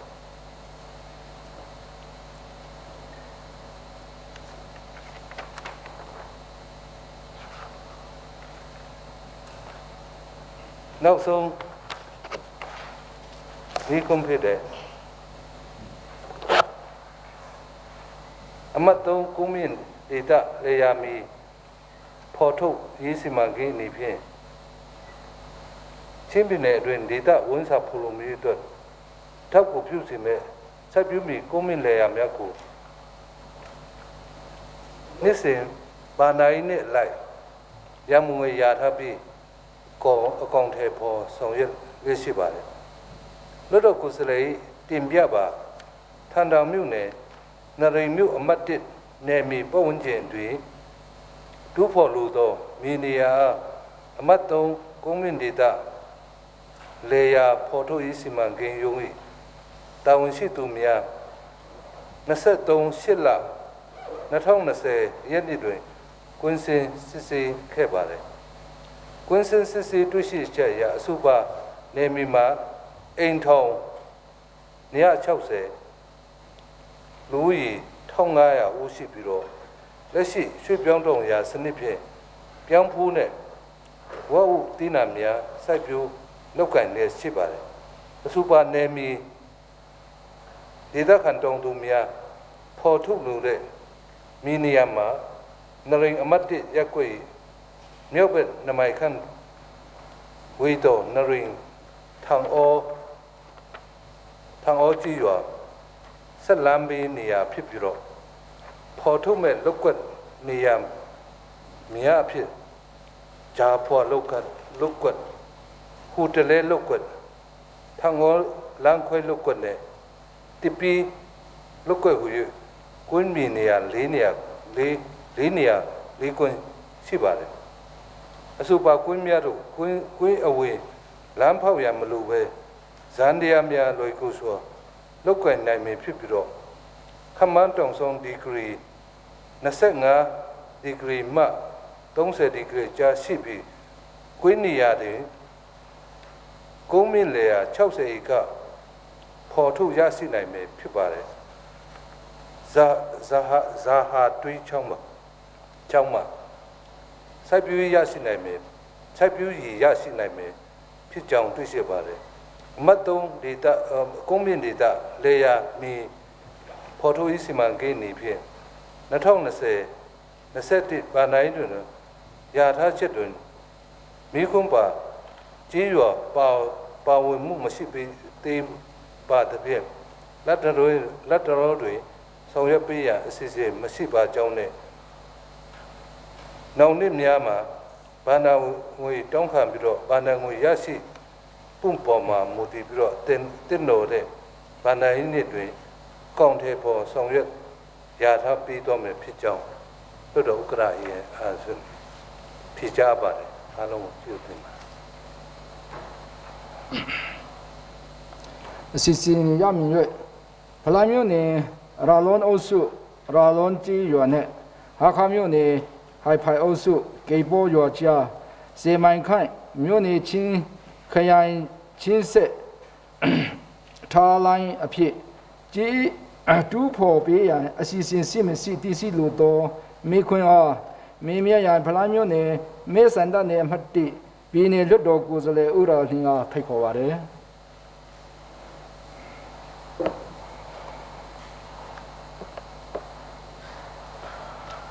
လေးစားတော့လွတ်တော်ဥက္ကဋ္ဌ လွတ်တော်ကိုယ်စားလှယ်များပြည်နယ်အဆင့်ဝန်ထမ်းများပြီးတော့လေးလာသူအားလုံးမင်္ဂလာပါလို့နှုတ်ခွန်းဆက်ပါတယ်ကျွန်တော်အနေနဲ့ကျွန်တော်ဟာအမှတ်နှစ်ဖလမ်မဲဆန္ဒနေမှာလွတ်တော်ကိုယ်စားလှယ်ဦးရနေဖြစ်ပါတယ်ကျွန်တော်မိခွန်းမီးလို့ဒီမှာရလွန်ဖက်ကူတိုင်းကြွရောက်ပြီးတော့ဒီပီတူမြက်နဲ့တွေ့ရှိတဲ့အခါမှာဒီသူတို့ရဲ့စန္ဒထုတ်ဖော်တာကိုဒီစန္ဒတင်ပြတာကိုကျွန်တော်ကြက်တီးရလို့တော်လကောင်းဒီရှင်ခါဘတ်ဂျက်တင်ပြတဲ့အချိန်လဲမဟုတ်ရှင်ခါကြီးမှာကျွန်တော်ကြည့်ရတာဟာဆိုလို့ရှိရင်ရလွန်ဖက်မှာရလွန်ကပနီလန်းဟာအခုအထိကို10နှစ်9နှစ်လောက်ပထမဟိုကနေပြီးတော့လွတ်တော်တက်တန်းကနေပြီးတော့အခုအထိကိုလမ်းမပေါက်သေးပါဘူးဒီမှာတရားမရှိတာလမ်းဖောက်မပြေးတာတို့ရှိတဲ့အတွက်ကြောင့်မလို့ဒီဟာကာမြို့နယ်မှာနေတဲ့ကြီးရွာတွေမှလူထုများတော်လကောင်းကျွန်တော်ဖလမ်နယ်မှာနေထိုင်တဲ့အဲ့ဒီပတ်ဝန်းကျင်တစ်လျှောက်နေထိုင်တဲ့ကြီးရွာလူထုမှာဒီဖလမ်အရင်တွားပြီးတော့ဒီကလေးကိုတွားရတယ်ကံကောက်တွားရတဲ့အခါဆိုမိုင်း20လောက်ပို့ပြီးတော့အများရန်သူတို့ကနှောင်ပြီးပြီးတော့သူတို့6ကျွန်တော်စနေပြင်းနေလို့ခုဒီလမ်းကြောင်းကိုဒီစိုက်ကယ်လမ်းကြောင်းအနေနဲ့ဒီပြင်ပြနိုင်လို့ရှိရင်သူအလွယ်တကူနဲ့ကလေးတွားလို့ရမယ်ကံကောတွားလို့ရမယ်မိုင်း20လောက်တက်တာတဲ့အတွက်ကြောင့်မလို့ဒါကျွန်တော်တင်ပြရခြင်းဖြစ်ပါတယ်ဖလာမြို့နယ်ရလွန်ကြီးရွာနှင့်ဟာခါမြို့နယ်ဂိတ်ပေါ်ကြီးရွာအကျယ်စီလန်တီ1489ခုနှစ်ဇကီအင်္ဂလိပ်လက်ထက်တွင်မိုထရက်အနေနဲ့ဒီဖောက်လုပ်ပြီးဇခုအချင်းတွင်ဖလာမြို့နယ်ရလွန်ကြီးရွာနှင့်ဟာခါမြို့နယ်ဂိတ်ပေါ်ရွာကျလန်တီပြုတ်ပင်ပါကအင်မတန်လွယ်ကူတော့ဆိုင်ကယ်လမ်းတော့စစ်ချင်းဖြစ်လာမှာဖြစ်ပါတယ်ဖလာမြို့နယ်ရလွန်ကြီးရွာဟာခါမြို့နယ်ဟိုင်ဖိုင်ကြီးရွာအုပ်စုဂိတ်ပေါ်ကြီးရွာစေမန်ခန့်ကူမြို့နယ်ချင်းခရိုင်ချင်းဆက်လမ်းအဖြစ်ဖော်လုံထိုင်ပါကဖလာမြို့နယ်ရလွန်အုပ်စုဟိုင်ဖိုင်အုပ်စုစုံရန်အုပ်စုလိုက်ဇောအုပ်စုတီဖီအုပ်စုကြီးရွာမြတ်နဲ့ဟာခါမြို့နယ်ဟိုင်ဖိုင်အုပ်စုရင်ပီအုပ်စုတီဖူအုပ်စုဟာရင်အုပ်စုဟာရန်ရင်အုပ်စုစီကြီးရွာမြတ်တွင်နေထိုင်တော်ပြီးတူလူထူးများလူနေမှုဘဝဒုတက်ရေးအတွက်အတိတ်ကထားတော့ဒီလမ်းဖြစ်တဲ့အတွက်ကြောင့်မလို့မြင့်တင်နိုင်မှာဖြစ်ပါတယ်အဲဒါကြောင့်ကျွန်တော်တို့အဲ့ဒီအင်္ဂလိပ်ခေတ်ကဖော်ပြတာလမ်းကိုဒီတင်တော်တော့အချင်းတွင်ဆိုပြီးတော့ကျွန်တော်ဒီမှာပြင်ဆင်လိုပါတယ်ပြီးတော့ကားလမ်းကို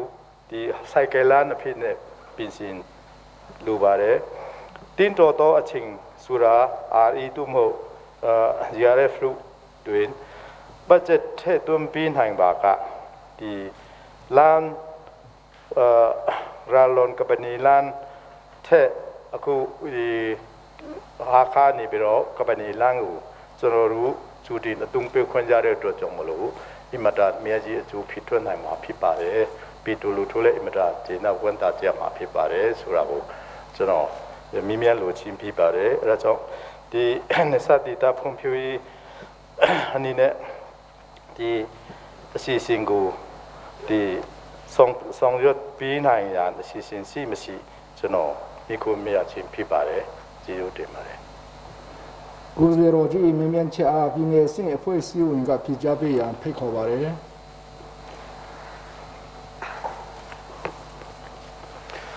ဒီစားပါတော့တို့တော်ဥက္ကဋ္ဌကြီးနဲ့တို့တော်ကိုယ်စားလှယ်များတို့ထာရဆိုင်ကြီးကများအားလုံးမင်္ဂလာပေါင်းပြည့်စုံပါစေဥတော်ဓမ္မနှုတ်ခွန်းဆက်သပါတယ်ဖလမျိုးနယ်မဲဆန္ဒနယ်အမှတ်1မှာဥရနေတို့တော်ကိုယ်စားလှယ်ဥရနေမင်းများနဲ့ဒီကျေပွန်းမြမေကွန်ကိုကျွန်တော်လုံခြုံရေးနဲ့နေစေရဝန်ကြီးဗိုလ်မှူးဟောင်ဝမ်မှဖြေကြားတင်ပြတော်မှာဖြစ်ပါတယ် ချင်းပြည်နယ်ဗလမ်းမြို့နယ်ရာလောင်းကျွရမှာကမ္ဘာနီကျွရဒီကာလမီဟာကျွန်တော်တို့ဖောက်လုပ်ခဲ့ပြီးလည်းဖြစ်ပါတယ်ထပ်မံ၍ဟာကားမြို့နယ်ဟိုင်ပိုင်ကျွရအုပ်စုကေဘောကျွရဒီကာလဖောက်လုပ်ပြီးရန်ကိစ္စနဲ့ပတ်သက်ပြီးတော့မှ2020-2021ဘဏ္ဍာရေးနှစ်မှာကျွန်တော်တို့ဟာတာဟိုင်ပိုင်လမ်းခွဲမှာကေဘောကြားရေလမ်း၄မိုင်လမ်းတာချင်းလုပ်ငန်းကိုနယ်စပ်ဒေသဖွံ့ဖြိုးရေးပြည်내ရန်ပုံငွေကျပ်တန်း80ဖြင့်ဆောင်ရွက်နိုင်ရန်အတွက်ကျွန်တော်တို့ရန်ပုံငွေထည့်သွင်းရတာပြီးလည်းဖြစ်ပါတယ်။ဖလန်းမြို့နယ်ရလောင်းကျွရအုပ်စုရလောင်းကျွရနဲ့ဟာကားမြို့နယ်ဟိုင်ပိုင်ကျွရအုပ်စုကေဘောကျွရကြား10မိုင်ခန့်ကိုမြို့နယ်ချင်းခိုင်ချင်းဆက်လမ်းဖြစ်တူတော်ပေးရအစည်းအဝေးရှိမရှိနဲ့ပတ်သက်ပြီးပြည်လိုတော့မိဘနဲ့ပတ်သက်၍ပြေကြားတင်ပြရရင်2021ဘဏ္ဍာရေးနှစ်စီမံကိန်းရေးဆွဲတဲ့အခါမှာသက်ဆိုင်ရာမြို့နယ်စီမံခန့်ခွဲမှုကော်မတီတော်တော်ကိုယ်စားလှယ်နဲ့ပြည်သူများမှအဆိုပြုတင်ပြလာခဲ့ခြင်းမရှိတဲ့အတွက်ကြောင့်မလို့ကျွန်တော်တို့2021ဘဏ္ဍာရေးနှစ်မှာကျွန်တော်တို့ဆိုပြုရတဲ့အထက်မှာထည့်သွင်းပါဝင်ခြင်းမရှိပါကြောင်းနဲ့သက်ဆိုင်ရာမြို့နယ်စီမံခန့်ခွဲမှုကော်မတီတော်တော်ကိုယ်စားလှယ်နဲ့ဒေသခံပြည်သူလူထုများမှဒေသအတွက်အမှန်တကယ်အကျိုးပြုစေကြောင်းလုပ်ငန်းတောင်းခံလာဆိုပြုပုံနဲ့တင်ပြဖြစ်သွင်းပြီးတော့မှတင်ပြထောက်ခံတင်ပြတောင်းခံလာပါကရန်မငွေကျွန်တော်ခွဲဝေရရှိမှုပေါ်မူတည်ပြီးတော့မှခုနကားလန်းစားဆိုင်ကယ်လမ်းလို့လည်းတင်ပြတာကြားသိရပါတယ်ဆိုင်ကယ်လမ်းကိုတော့တင့်တော်တဲ့ဗဏ္ဍာရေးနှစ်မှာကျွန်တော်တို့ထည့်သွင်းရသားပြီးသွားပြီဖြစ်ပါကြောင်းဖြေကြားတင်ပြပါတယ်ကျေးဇူးတင်ပါတယ်စာမျက်နှာ7ခွန်ပြည်နယ်လွှတ်တော်ကိုယ်စားလှယ်များခင်ဗျာ2020-21ခုနှစ်ချင်းပြည်နယ်ဘဏ္ဍာငွေရသုံးဆိုင်ရာဥပဒေကြမ်းအားပြည်နယ်အစိုးရအဖွဲ့မှတင်သွင်းခြင်းအစီအစဉ်ဖြစ်ပါတယ်ပြည်နယ်လွှတ်တော်ကိုယ်စားလှယ်များခင်ဗျာ2020-21ခုနှစ်ချင်းပြည်နယ်ဘဏ္ဍာရသုံးငွေဆိုင်ရာဥပဒေကြမ်းကိုတင်သွင်းရန်ပြည်နယ်အစိုးရအဖွဲ့အားစီမီပေါ်တော့ဖိတ်ခေါ်ပါတယ်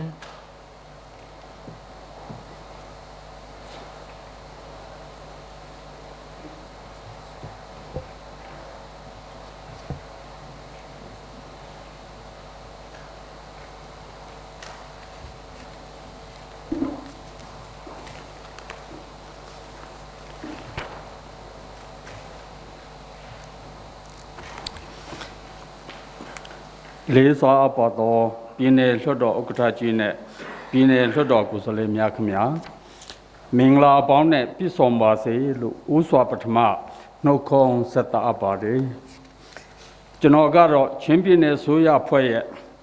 2020-2021ခုဘဏ္ဍာရေးနှင့်ချင်းပြည်နယ်၏ဘဏ္ဍာငွေရသုံးဆိုင်ရာဥပဒေကြမ်းနှင့်ပတ်သက်၍ချင်းပြည်နယ်ဆိုရဖွဲ့ကိုစားရှင်းလင်းတင်ပြမည်ပြည်နယ်စီမံကိန်းနဲ့ဘဏ္ဍာရေးဝန်ကြီးဦးဝီကောဖြစ်ပါတယ်လေးစားပါသောပြည်နယ်လွှတ်တော်ဥက္ကဋ္ဌကြီးနဲ့လွှတ်တော်ကိုယ်စားလှယ်များခင်ဗျာပြည်ထောင်စုဆိုရဖွဲ့ရုံးရဲ့24ရက်တလ2020ရက်စွဲပါစာမှ138မြင်းဆောင်245 des ရန်ပုံငွေ3 des 6မြင်းဆောင်အဖယကွင်းစာကွင်းပိ2020အရ2020-2021ခုဘဏ္ဍာရေးနှင့်ချင်းပြည်နယ်အတွက်ပြည်ထောင်စုဘဏ္ဍာရန်ပုံငွေမှလုံငွေဖြစ်ရှိပေးမည့်ထောက်ပံ့ငွေပမာဏမှာကျပ်195.266ဘီလီယံအရေးပေါ်ရန်ပုံငွေအတွက်ကျပ်1ဘီလီယံပြည်ထောင်စုမှချင်းပြည်နယ်သို့ခိုးဝေပေးမည့်အခွန်ငွေစုကျပ်6.495ဘီလီယံစုစုပေါင်းပြည်ထောင်စုမှထောက်ပံ့ရငွေကျပ်182.62ဘီလီယံအပေါ်အခြေခံရေးဆွဲချက်သည့်ပြည်내အဆင့်ဌာနအဖွဲ့အစည်း25ဖွဲ့၏ရငွေ3ငွေအခြေအနေအားချင်းပြည်နယ်လွှတ်တော်ရုံးမှ4ရက်5လ2020ရက်စွဲပါစာမှ1မင်းဆောင်3 des နှင့်ကွန်းစာကွင်းပိတ်230မင်းဆောင်ခလတစာအရဒုတိယချင်းပြည်နယ်လွှတ်တော်အရေးပေါ်အစည်းအဝေးနှင့်မင်းဆောင်2020မှအတည်ပြုခဲ့ပြီးဖြစ်ပါတယ်ခင်ဗျာလေးစားပါသောပြည်နယ်လွှတ်တော်ဥက္ကဋ္ဌကြီးနဲ့ပြည်နယ်လွှတ်တော်ကိုယ်စားလှယ်များခင်ဗျာ အဆိုပါပြည်နယ်လွှတ်တော်မှအတည်ပြုပြီးသောစာရင်းအားပြည်ထောင်စုသို့ပေးပို့ခဲ့ရာပြည်ထောင်စုစီမံကိန်းဗဏ္ဍာရေးနှင့်စက်မှုဝန်ကြီးဌာနမှ2ရက်6လ2020ရက်နေ့တွင်စီစစ်ခဲ့ပြီးဌာန3ခု၏ငွေလုံးငွေရင်းအသုံးစရိတ်တွင်ရုံးသုံးမော်တော်ယာဉ်ဝယ်ယူမှုကျပ်133သန်းအစားဌာနများ၏ငွေလုံးငွေရင်းအသုံးစရိတ်မှပင်မဖြစ်မနေလိုအပ်သောလုပ်ငန်းများသို့ပြင်ဆင်ရေးဆွဲခဲ့ရပြီးအသေးစိတ်စာရင်းအားနောက်ဆက်တွဲကာကြီးဖြင့်တင်ပြထားပါသည်လေးစားပါသောပြည်နယ်လွှတ်တော်ဥက္ကဋ္ဌကြီးနှင့်ပြည်နယ်လွှတ်တော်ကိုယ်စားလှယ်များခင်ဗျာထို့သောပြင်ဆင်ခဲ့တော်လဲပြည်နယ်လွှတ်တော်မှအတည်ပြုခဲ့သည့်ရငွေ3ငွေလုံငွေမှပြောင်းလဲခြင်းမရှိဘဲဒုတိယသမ္မတနှင့်မှ12ရက်6လ2020ရက်နေ့တွင်စီစစ်အတည်ပြုခဲ့ပြီးဘာနာရေးကော်မရှင်သို့ဆက်လက်တင်ပြခဲ့ရာဘာနာရေးကော်မရှင်2/2020မှပြောင်းလဲချက်မရှိအတည်ပြုခဲ့ပြီးချင်းပြည်နယ်သို့ထောက်ပံ့ပေးမည့်ငွေရအားပြည်ထောင်စုလွှတ်တော်သို့ဆက်လက်ပေးပို့ခဲ့ပါသည်လေးစားပါသောပြည်နယ်လွှတ်တော်ဥက္ကဋ္ဌကြီးနဲ့ပြည်နယ်လွှတ်တော်ကိုယ်စားလှယ်များခင်ဗျာပြည်ထောင်စုလွှတ်တော်သို့တင်ပြခဲ့သည့်ချင်းပြည်နယ်၏စုစုပေါင်းရငွေကျပ်10.36ဘီလီယံစုစုပေါင်း3ငွေကျပ်185.634ဘီလီယံလိုငွေကျပ်195.266ဘီလီယံကို26ရက်8လ2020ရက်နေ့တွင်ကျင်းပသောဒုတိယကျင်းပြည်ထောင်စုလွှတ်တော်18ကျင်းမြောက်ဘောင်မှန်စည်းဝေး73ရက်မြောက်နေ့တွင်ပြည်ထောင်စုလွှတ်တော်မှအတည်ပြုခဲ့ပြီးဖြစ်ပါတယ်ခင်ဗျာပြည်ထောင်စုလွှတ်တော်မှအတည်ပြုပေးခဲ့ပြီးချင်းပြည်နယ်သို့ထောက်ပံ့ရငွေအပေါ်ရေးဆွဲထားသည့်2020-2021ခုဘာနာရေးနှင့်ချင်းပြည်နယ်၏အရသုံးခန့်မှန်းခြေငွေစည်းများကိုအခြေခံ၍2020-2021ခုဘာနာရေးနှင့်ချင်းပြည်နယ်၏ဘာနာငွေရသုံးဆိုင်ရာဥပဒေကြမ်းကိုအပိုင်း5ပိုင်းပို့မှ14ခုဖြင့်ရေးဆွဲထားပြီးကိုယ်စားလှယ်တော်ကြီးများလက်လာသုံးသပ်နိုင်ရန်ကြိုတင်ဖြန့်ဝေပေးထားပြီးဖြစ်ပါကြောင်းတင်ပြအပ်ပါတယ်လေးစားပါသောပြည်နယ်လွှတ်တော်ဥက္ကဋ္ဌကြီးနဲ့ပြည်နယ်လွှတ်တော်ကိုယ်စားလှယ်များခင်ဗျာအဆိုပါ2020-2021ခုဘာနာရေးနှင့်ချင်းပြည်နယ်၏ဘာနာငွေရသုံးဆိုင်ရာဥပဒေမူကြမ်းကိုပြည်နယ်ဥပဒေချုပ်ရုံးသို့ပေးပို့ပြီးသဘောထားမှတ်ချက်ရယူပြီးဖြစ်ပါတယ်တို့ဖြစ်ပါ၍2020-2021ခုဘာနာရေးနှင့်ချင်းပြည်နယ်၏ဘာနာငွေရသုံးဆိုင်ရာဥပဒေကြမ်းအားနောက်ဆက်တွဲစရာ1 2 3 4 5 6တို့အပါနောက်ဆက်တွဲခဖြင့်၎င်းဥပဒေမူကြမ်းအပေါ်ပြည်နယ်ဥပဒေချုပ်သဘောထားမှတ်ချက်ကိုနောက်ဆက်တွဲကငင်ဖြင့်၎င်းတိုင်းဒေသကြီးသို့မဟုတ်ပြည်နယ်ဘာနာရန်ပုံဝဲအရအသုံးရေးဆွဲတင်သွင်းခြင်းဆိုင်ရာဥပဒေပုံမှန်16အရ2019-2018ခုဘာနာရေးနှစ်မှစ၍နှစ်အလိုက်နိုင်ရှင်ဖော်ပြထားသည့်အရအသုံးငွေစရင်အားနောက်ဆက်တွဲကဟာကြီးဖြင့်၎င်း2020-2021ခုဘာနာရေးနှင့်ချင်းပြည်နယ်၏အရအသုံးခန့်မှန်းချက်ငွေစရင်အတွက်ရှင်းလင်းချက်အားနောက်ဆက်တွဲ9ဖြင့်၎င်းပူးတွဲတင်ပြအပ်ပါရခင်ဗျာလေးစားပါသောပြည်နယ်လွှတ်တော်ဥက္ကဋ္ဌကြီးနဲ့ပြည်နယ်လွှတ်တော်ကိုယ်စားလှယ်များခင်ဗျာနေကွန်ချိုနေဖြင့်2020-2021ခုဘာနာရေးနှင့်အတွက်ချင်းပြည်နယ်သို့ထောက်ပံ့ပေးမိငွေရအားပြည်ထောင်စုလွှတ်တော်မှ26ရက်8လ2020ရက်နေ့တွင်အတည်ပြုပြီးဖြစ်ပါ၍2020-2021ခုဘာနာရေးနှင့်ချင်းပြည်နယ်၏ဘာနာငွေရသုံးဆိုင်ရာဥပဒေကြမ်းအားပြည်နယ်လွှတ်တော်ကဆွေးနွေးသုံးသပ်အတည်ပြုပေးနိုင်ပါရန်တိုင်းဒေသကြီးသို့မဟုတ်ပြည်နယ်ဆိုရအဖွဲ့ဥပဒေပုံမှန်35-36တို့နှင့်အညီပြည်နယ်လွှတ်တော်ဥက္ကဋ္ဌကြီးမှတဆင့်တင်သွင်းအပ်ပါတယ်ခင်ဗျာအားလုံးကိုကျေးဇူးတင်ပါတယ်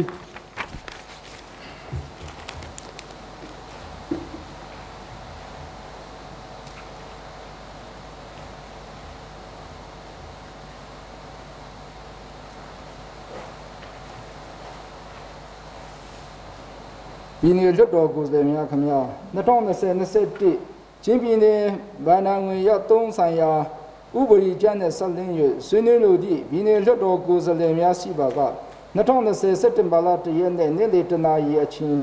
နောက်ဆုံးထား၍ဆွေးနွေးလို့သည့်အချက်နှင့်အမေစင်းကိုလွှတ်တော်ရုံးဝန်ထမ်းကြီးမှုထံပြီးသွင်းရဖြစ်ပါတယ်အစီအစဉ်30စာမျက်နှာစစ်ပြည်နယ်လွှတ်တော်ကိုယ်စားလှယ်များခင်ဗျာ2020-21ချင်းပြည်နယ်ဒေသန္တရစီမံကိန်းဥပဒေကျမ်းတင်သွင်းရန်အစီအစဉ်ဖြစ်ပါတယ်ပြည်နယ်လွှတ်တော်ကိုယ်စားလှယ်များခင်ဗျာ2020-21ချင်းပြည်နယ်ဒေသန္တရစီမံကိန်းဥပဒေကျမ်းကိုတင်သွင်းရန်ပြည်နယ်အစိုးရအဖွဲ့အားစီမင်းပေါ်သို့ဖိတ်ခေါ်ပါတယ်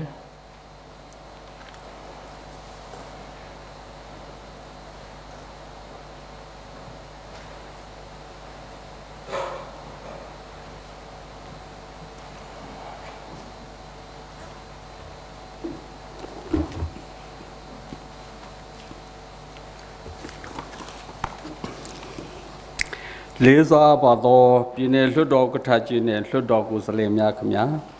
2020-2021ဘဏ္ဍာနှစ်ချင်းပြည်နယ်၏ဒေသန္တရစီမံကိန်းဥပဒေမူကြမ်းကိုဖွဲ့စည်းပုံခြေခံဥပဒေပုံမှ190ခါခွဲအရချင်းပြည်နယ်စိုးအဖွဲ့ကိုစားကျွန်တော်ပြည်နယ်စီမံကိန်းနဲ့ဘဏ္ဍာရေးဝန်ကြီးဦးဝီကောကတင်သွင်းသွားမှာဖြစ်ပါတယ်လေးစားပါသောပြည်နယ်လွှတ်တော်ကထကြီးနဲ့လွှတ်တော်ကိုယ်စားလှယ်များခင်ဗျာ2020-2021ဘဏ္ဍာနှစ်အမျိုးသားစီမံကိန်းဥပဒေကိုပြည်ထောင်စုလွှတ်တော်မှပြည်ထောင်စုလွှတ်တော်ဥပဒေအမှတ်15ဖြင့်26ရက်8လ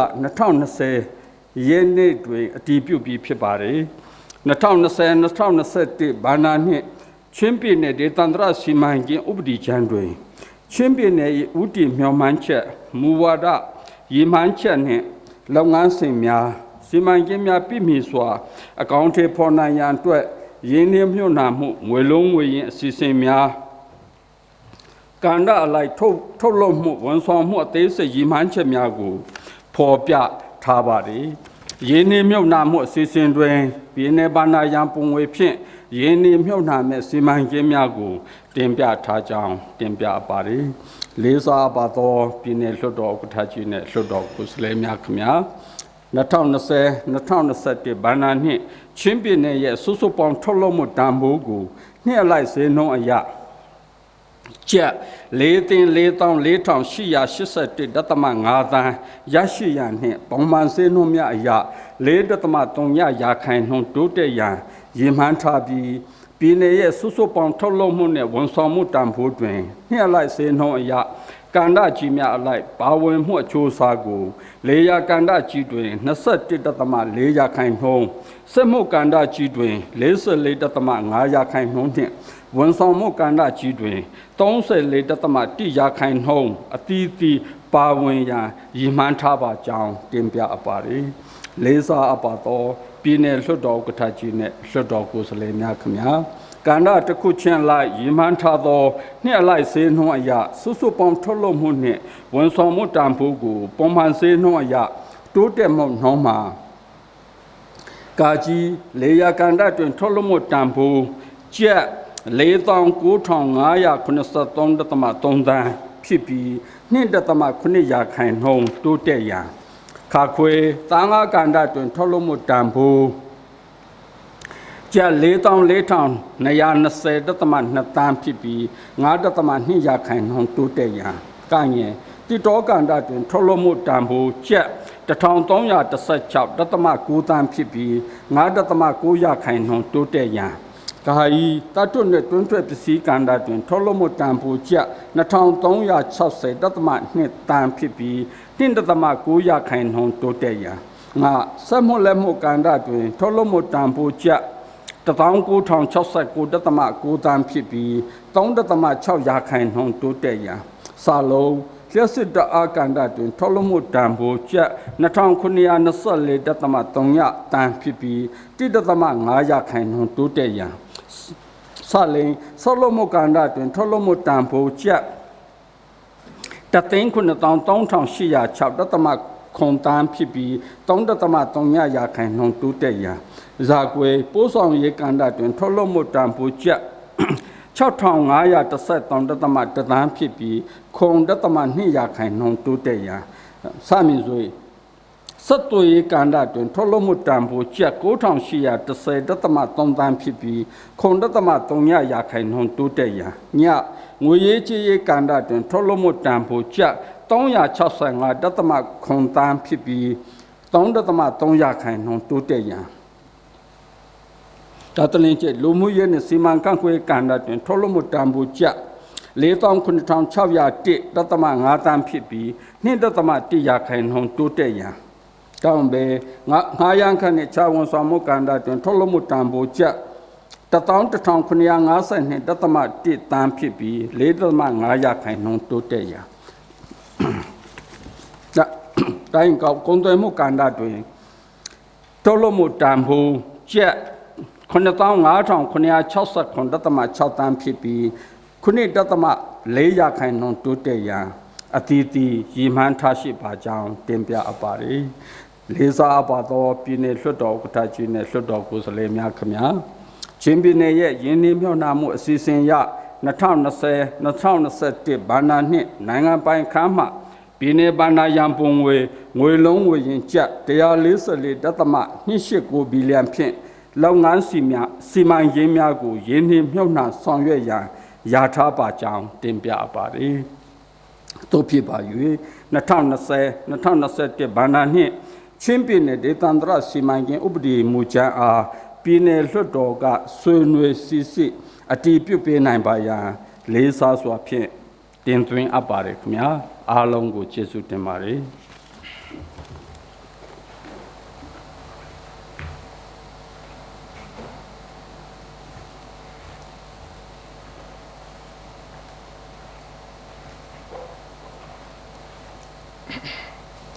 ပြည်내လွှတ်တော်ကိုယ်စားလှယ်များခင်ဗျာ2020-21ပြည်내ဒေသန္တရစီမံကိန်းဥပဒေကျမ်းနဲ့ဆက်လင်း၍ဆွေးနွေးလိုသည့်ပြည်내လွှတ်တော်ကိုယ်စားလှယ်များရှိပါက2020ပြည်နှစ်စက်တင်ဘာလ1ရက်နေ့ညနေ1နာရီအချိန်နောက်ဆုံးထား၍ဆွေးနွေးလိုသည့်အချက်နဲ့ MAC ကိုလွှတ်တော်ရုံးဝန်ထမ်းအကြီးမှုထိုင်ပြပို့ရန်ဖြစ်ပါတယ်။စာမျက်နှာ19အစီအစဉ်7ပြည်내လွှတ်တော်ကိုယ်စားလှယ်များခင်ဗျာချင်းပြည်내စီပင်တိုင်းရေးဥပဒေအခန်း34ပုံမှ50စီအားပြင်ဆင်ပေးနိုင်ရန်ပြည်내အစိုးရအဖွဲ့မှတင်သွင်းခြင်းအစီအစဉ်ဖြစ်ပါတယ်ပြည်내လွှတ်တော်ကိုယ်စားလှယ်များခင်ဗျာချင်းပြည်내စီပင်တိုင်းရေးဥပဒေအခန်း14ပုံမှ50စီအားပြင်ဆင်ပေးနိုင်ရန်တင်သွင်းရန်ပြည်내အစိုးရအဖွဲ့အားဖိတ်ခေါ်ပါတယ်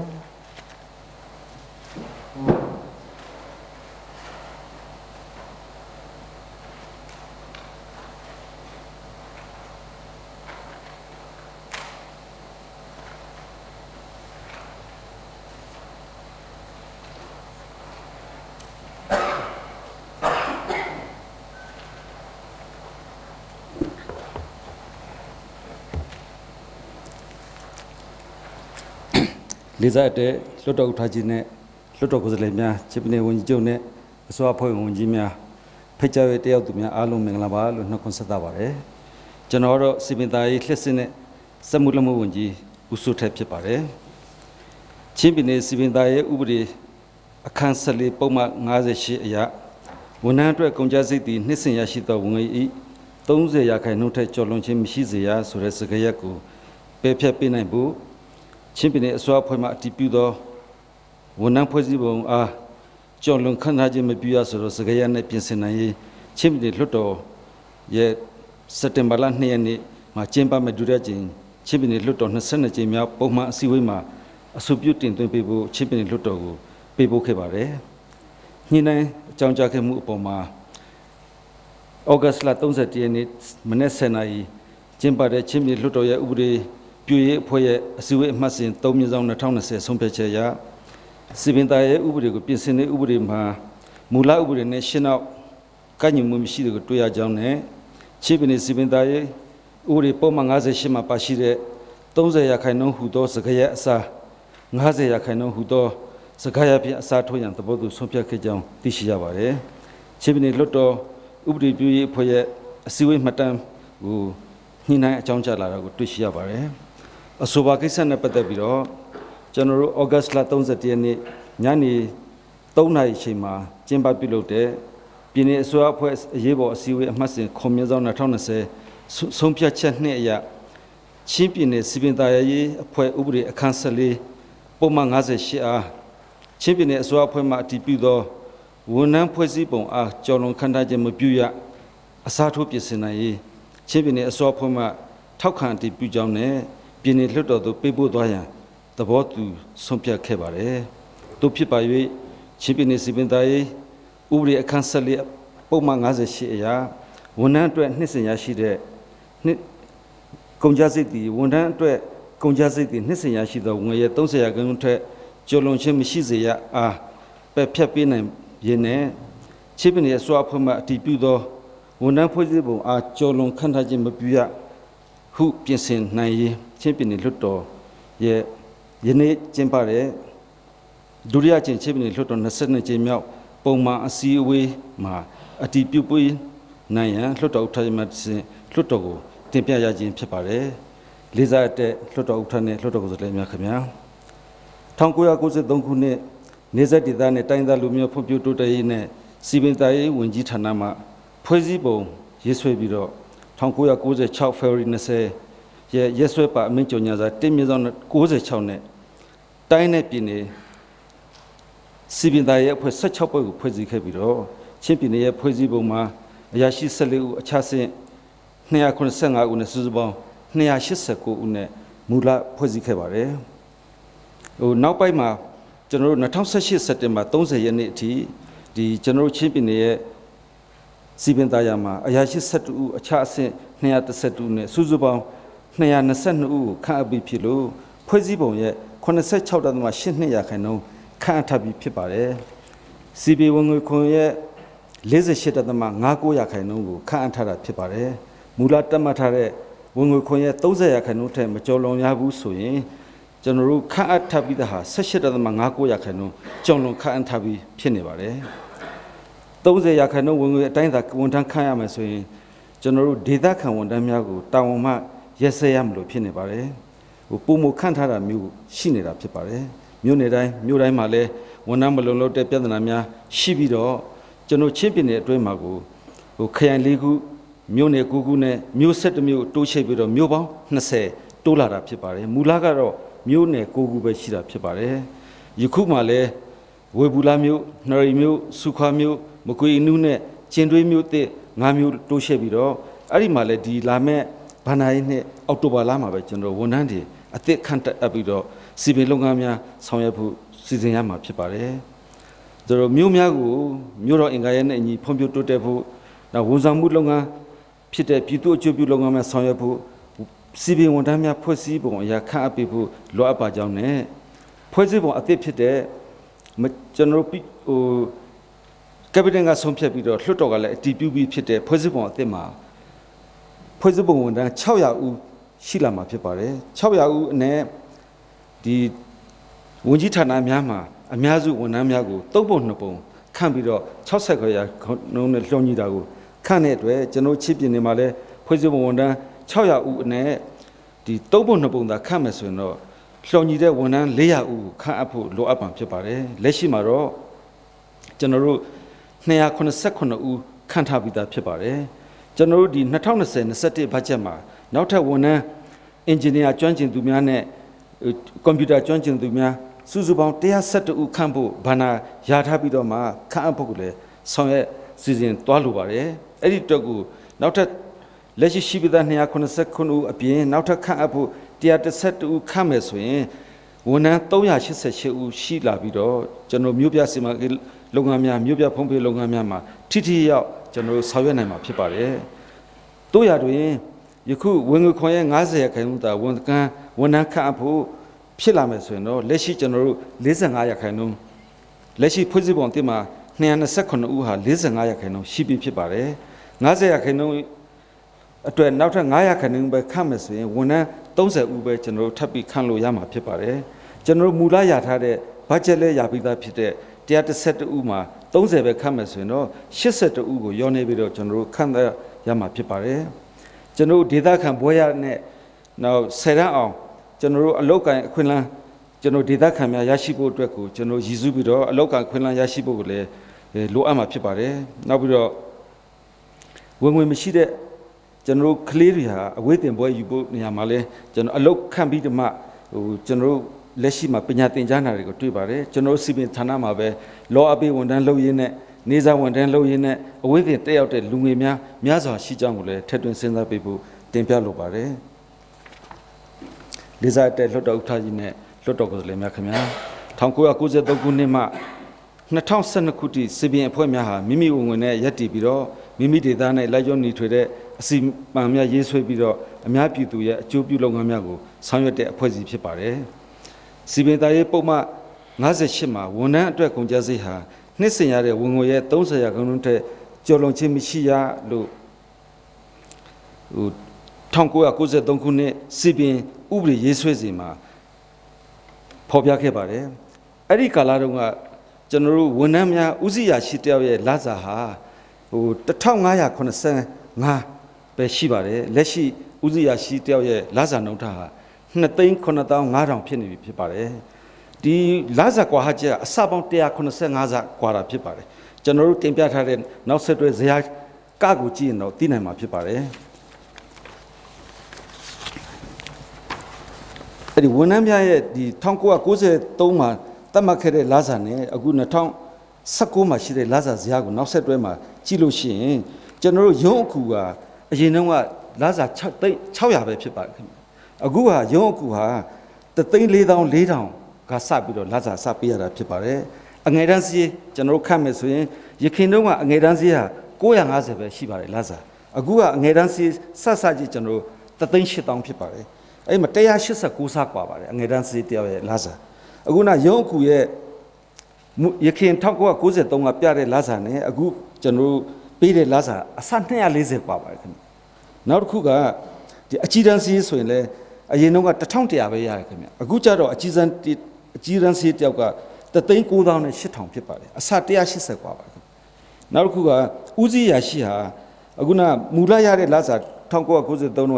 1,585ပဲကျပ်ပဲရှိပေမဲ့အခု2,9,500ဖြစ်တဲ့အတွက်185ဆกว่าပါတယ်နောက်ညွှန်ကြားမှုတယောက်ဟာရခင်တုန်းက2,250ပဲလစာရပြီးတော့အခုဟာ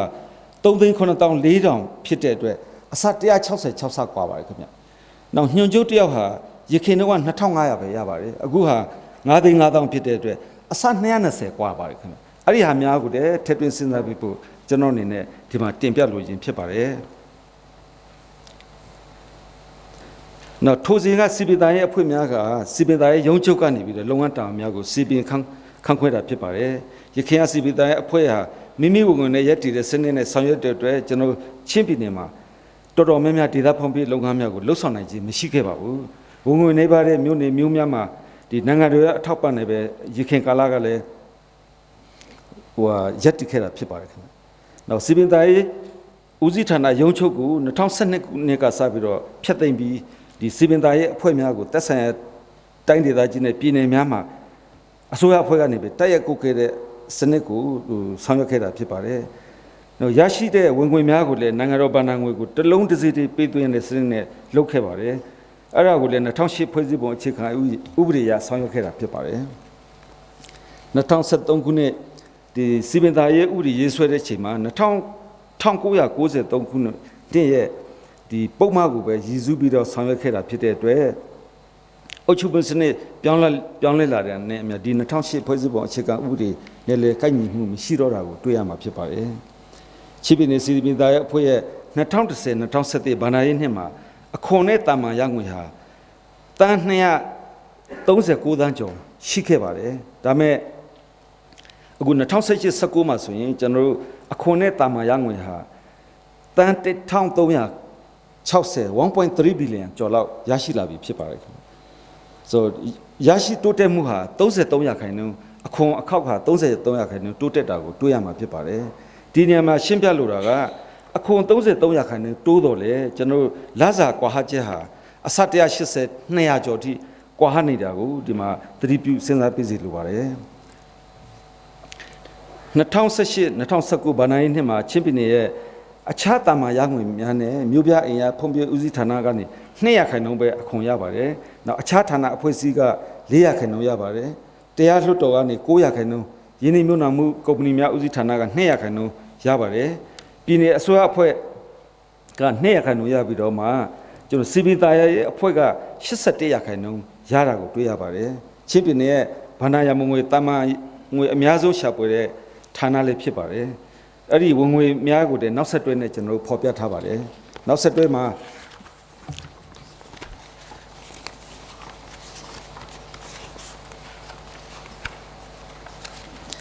ကျွန်တော်2017တုန်းကဆိုရင်တော့တန်း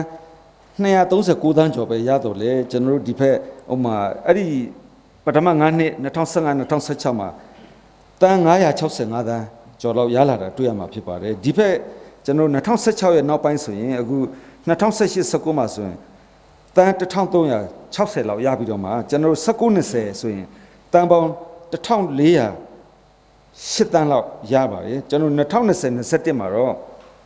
တန်းပေါင်း1390လောက်ကိုကျွန်တော်ရထားပါတယ်ကျွန်တော်100%အပြည့်လုပ်ပေမဲ့ကျွန်တော်တို့ရဲ့ရရှိတဲ့ဝင်ငွေ1.3 billion 1.4 billion လောက်ပဲဖြစ်ပါတယ်ကျွန်တော်တို့ရဲ့ချင်းပြည်နယ်ကလူဦးရေနေတာလည်းပါတယ်နောက်မြို့တွေနေပြီးတော့မှမြို့ပြမှာနေတဲ့အနေထားလေးနေတယ်နောက်စီးပွားရေးအလားအလာအခွင့်အလမ်းတွေလည်းမရှိတဲ့အတွက်အဲ့ဒီလိုမျိုးနည်းနည်းကွာဟတဲ့အခြေအနေမျိုးရှိတဲ့အကြောင်းလေးဒီမှာတင်ပြဆွေးနွေးလိုတာဖြစ်ပါတယ်ဥက္ကဋ္ဌကြီးခင်ဗျာမြို့နယ်ဒေသဖွံ့ဖြိုးရေးများပုံမဆောင်ရွက်ဖို့အတွက်လက်ရှိအင်အားနဲ့လုံလောက်မှုမရှိတဲ့အတွက်ကျွန်တော်တို့ဒီ2019 February လ15မှာကျင်းပပြုလုပ်တဲ့ဒုတိယကြိမ်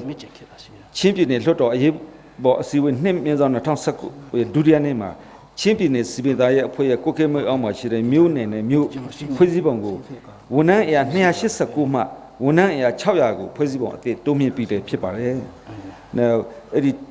အတည်ပြုထားတဲ့ဥစ္စာကိုလည်းအတည်ပြုကြောင်းလွှတ်တော်ကလည်း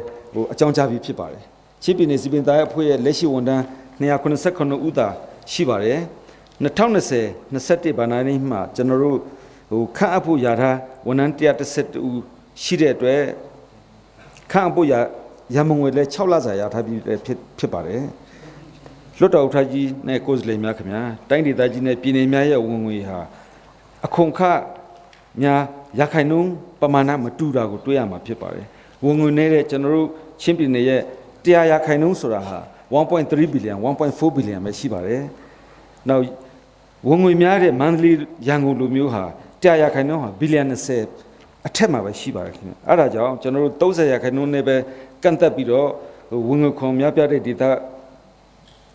ဟာ30ရာခိုင်နှုန်းနဲ့ဝင်ငွေခွန်များတဲ့ဒေသမှာကိုက်ညီတော့လေကျွန်တော်တို့လူဝင်ငွေခွန်နေတဲ့ဒေသမှာတော့ကိုက်ညီခြင်းမရှိတော့တာကိုတင်ပြလိုခြင်းဖြစ်ပါတယ်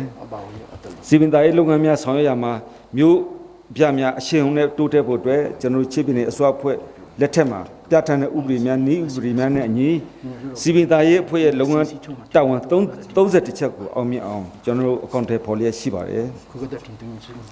ချင်းပြည်နယ်အတွင်းမှာရှိတဲ့မြို့နယ်များမြို့များရဲ့မြို့ပြဖွံ့ဖြိုးမှုလုပ်ငန်းများမှာဥဆောင်ဥရပြုတဲ့အဖွဲ့အစည်းဖြစ်လာဖို့အတွက်ဝင်ငွေတိုးမြင့်ရရှိရတဲ့အတွက်လည်းအခွန်ခ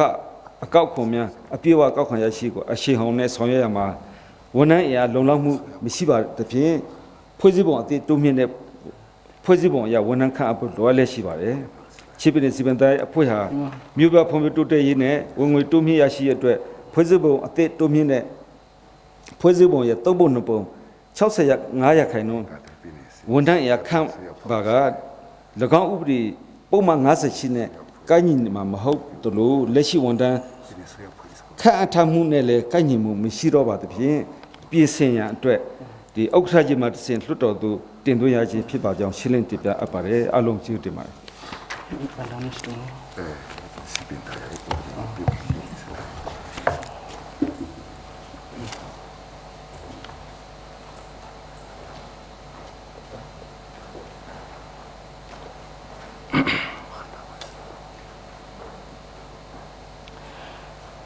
ပြည်နယ်လွှတ်တော်ကိုယ်စားလှယ်များခင်ဗျာပြည်နယ်အစိုးရအဖွဲ့မှတင်သွင်းပြီးဖြစ်ပါသဖြင့်ကြီးပြည်နယ်လွှတ်တော်ဥပဒေပြုရေးအဖွဲ့မှစီစီတူစီချက်သုံးသက်ချက်အစီရင်ခံစာအားဆင်းလင်းရန်ဖိတ်ခေါ်ပါရယ်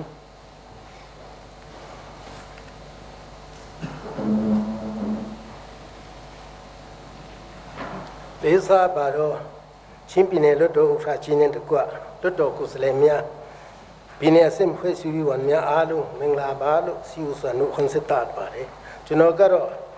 ချင်းပြည်နယ်တည်တည်မြို့နယ်မဲဆန္ဒနယ်မနစ်မှပြည်နယ်လွတ်တော်ကိုယ်စားလှယ်ဦးစွာနှုတ်ခြင်းဖြစ်ပါတယ်လက်ရှိမှာပြည်နယ်လွတ်တော်ရဲ့ဥပဒေပြုရေးဥက္ကဋ္ဌတာဝန်ကိုထားဆောင်နေသူဖြစ်ပါတယ်ဥက္ကဋ္ဌကြီးခင်ဗျာဒီချင်းပြည်နယ်စီပင်တာယာယူပီအခန်းစလီပုံမှန်50တာပြင်ဆင်နိုင်ရန်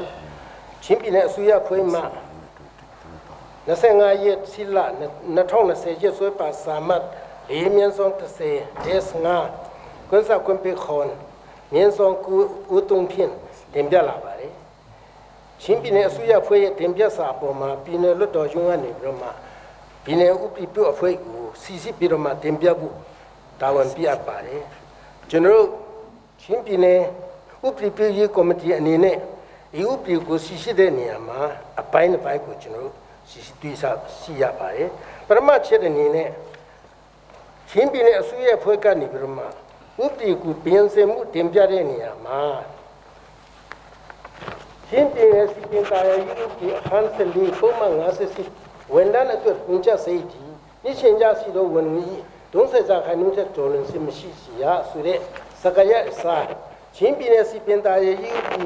အခန်းစလီပုံမှန်50ချင်းပြည်နယ်အစိုးရဖွဲ့မှအတည်ပြုသောဝန်ထမ်းဖွဲ့စည်းပုံအားတော်လင်ခန့်ထားခြင်းမပြုရဆို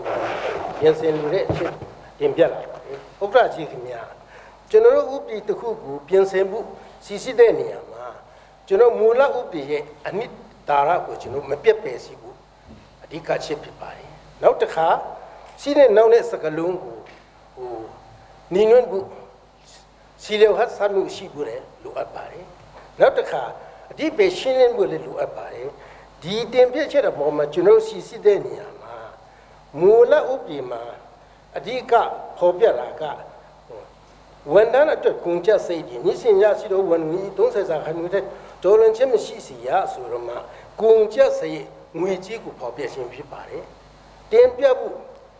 ပြင်ဆင်မှုတင်ပြတဲ့နေရာမှာကြတော့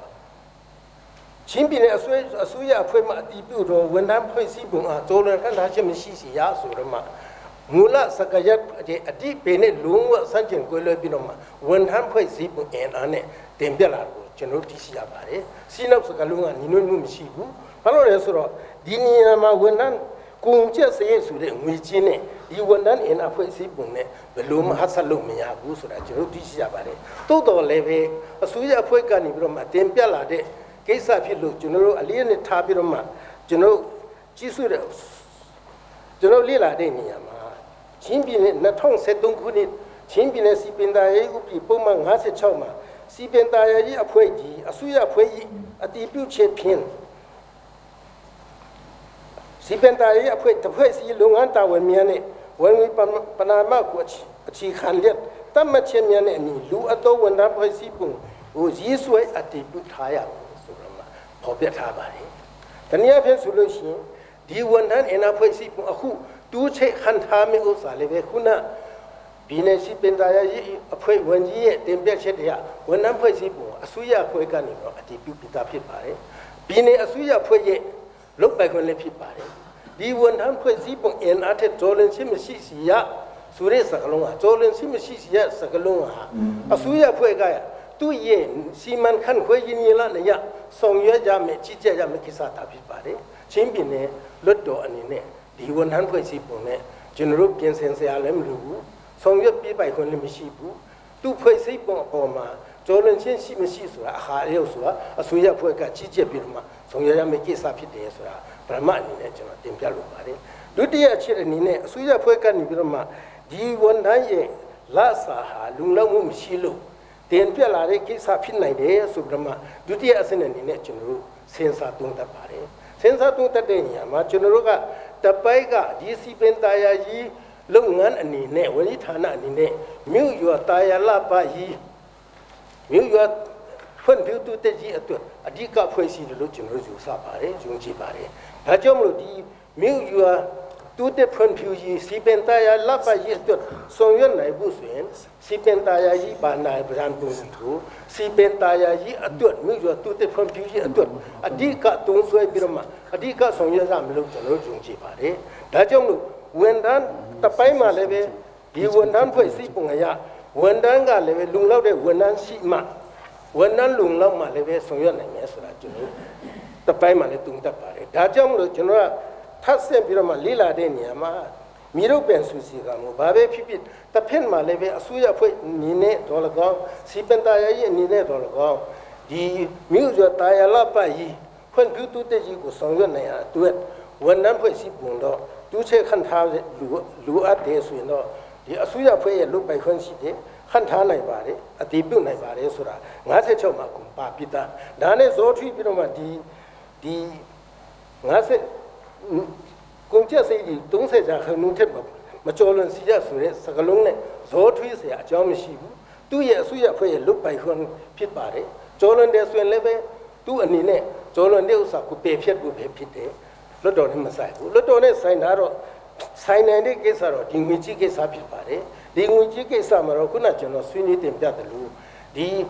ဘက်ပိုင်းမှာမြို့ကျော်တူတက်ဖွံ့ဖြိုးဖို့အတွက်နဲ့ဒါရလပါရေးအတွက်အဓိကဆောင်ရွက်ဖို့ဖြစ်ပါတယ်ဒီဘက်ပိုင်းမှာလည်းပဲဝန်ထမ်းကလုံလောက်တဲ့ဝန်ထမ်းလူအပ်နေလို့အခုတင်ပြလာတဲ့အပေါ်မှာကျွန်တော်ကနေပြီးတော့မှအသေးစိတ်စီစစ်တဲ့နေရာမှာအခုလက်ရှိဝန်ထမ်းကတော့929ယောက်ဖြစ်နေပါတယ်ဝန်ထမ်းလစာအနေနဲ့လည်းပဲအစမတန်ကွာခြားတယ်ဆိုတာကျွန်တော်လက်ခံပါတယ်လက်ခံပြီးခါမှဒီလက်ရှိတင်ပြလာတဲ့ဝန်ထမ်းအင်အားနဲ့ကျွန်တော်ရရှိနိုင်တဲ့လာစာနဲ့တေချာတွတ်ချင်းထူပြမှာတွတ်ချက်တဲ့နေရာမှာဘာပဲဖြစ်ဖြစ်ဒီမှာပြလဲဆွဲတောင်ရှင်းလဲလျှောက်တောင်ဘုပ္ပမှာလည်းဖွင့်ပြီးတူးတဲ့တော့ဒီမှာဝန်ထမ်းအင်အားလေးတူးချိတ်နိုင်အောင်ဆိုပြီးမှကျွန်တော်အသိစိတ်လေ့လာတဲ့တုံးတက်ပြီးတဲ့အခါမှာကျွန်တော်လွတ်တော်ကို50စာခိုင်နှုန်းလောက်တူးမြင့်ပြီးမယ်ဆိုရင်တော့အစဉ်ပြေလောက်ပါတယ်ဆိုတော့မှကျွန်တော်တင်ပြရှင်းဖြစ်ပါတယ်အဲ့ဒီမှာလည်းပဲပုံဒီကားချက်မဟုတ်ဘဲနဲ့တည်ကြည်တဘောမဟုတ်ဘဲနဲ့ဝန်ထမ်းဖွဲ့စည်းပုံလည်းအခါလို့ဆိုတာပြင်ဆင်ဖို့လိုအပ်တယ်လို့ဝန်ထမ်းဖွဲ့စည်းပုံမှာလည်းပဲအခါလို့ဆိုပြင်ဆင်နိုင်ပါတယ်ပုံဒီကားချက်မဟုတ်ပါဘူးဒီနေ့ဗန္ဒာကြီးနေ့မှာတကယ်လုံနိုင်တဲ့ဟာကိုလုံပြီးတော့မှဝန်ထမ်းတကယ်လိုအပ်တဲ့အနေနဲ့ထားနဲ့ပြန်လဲချင်းထိုးပြီးတော့မှနောက်ဘတ်ဂျက်တွေမှာလည်းပဲပြန်လဲတုံးတက်လို့ရပါတယ်ဆိုတာလည်းပဲကျွန်တော်တို့သိရှိကြပါတယ်ဒါကြောင့်မို့ဘာပဲဖြစ်ဖြစ်ဒီမှာအဓိကရေမှန်းချက်ဖြစ်တဲ့မြို့ရွာစီပင်တရားရေးအတွက်လှုပ်ဆောင်နိုင်ဖို့ဆိုလို့ရှိရင်ဒီရာခိုင်နှုန်းအဖြစ်တော့အခုကျွန်တော်တူးပြတာလည်းပဲ30ရာခိုင်နှုန်းကနေပြီးတော့မှ50ရာခိုင်နှုန်းဖြစ်ပါတယ်တဆခွဲနေပါတော့ကျွန်တော်တူးမယ်ထားတာဖြစ်ပါတယ်ဒါကြောင့်မလို့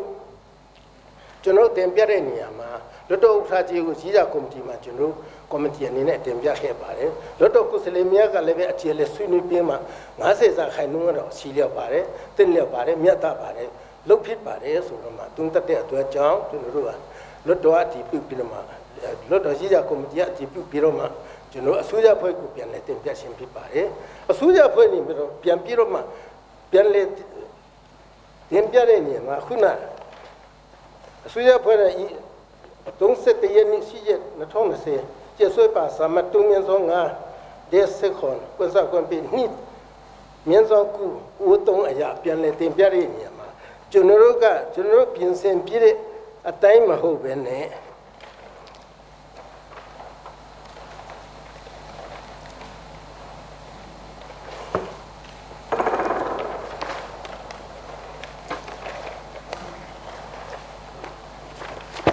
ရှင်းပြနေဒီပန်တာကြီးအပိဒီခန်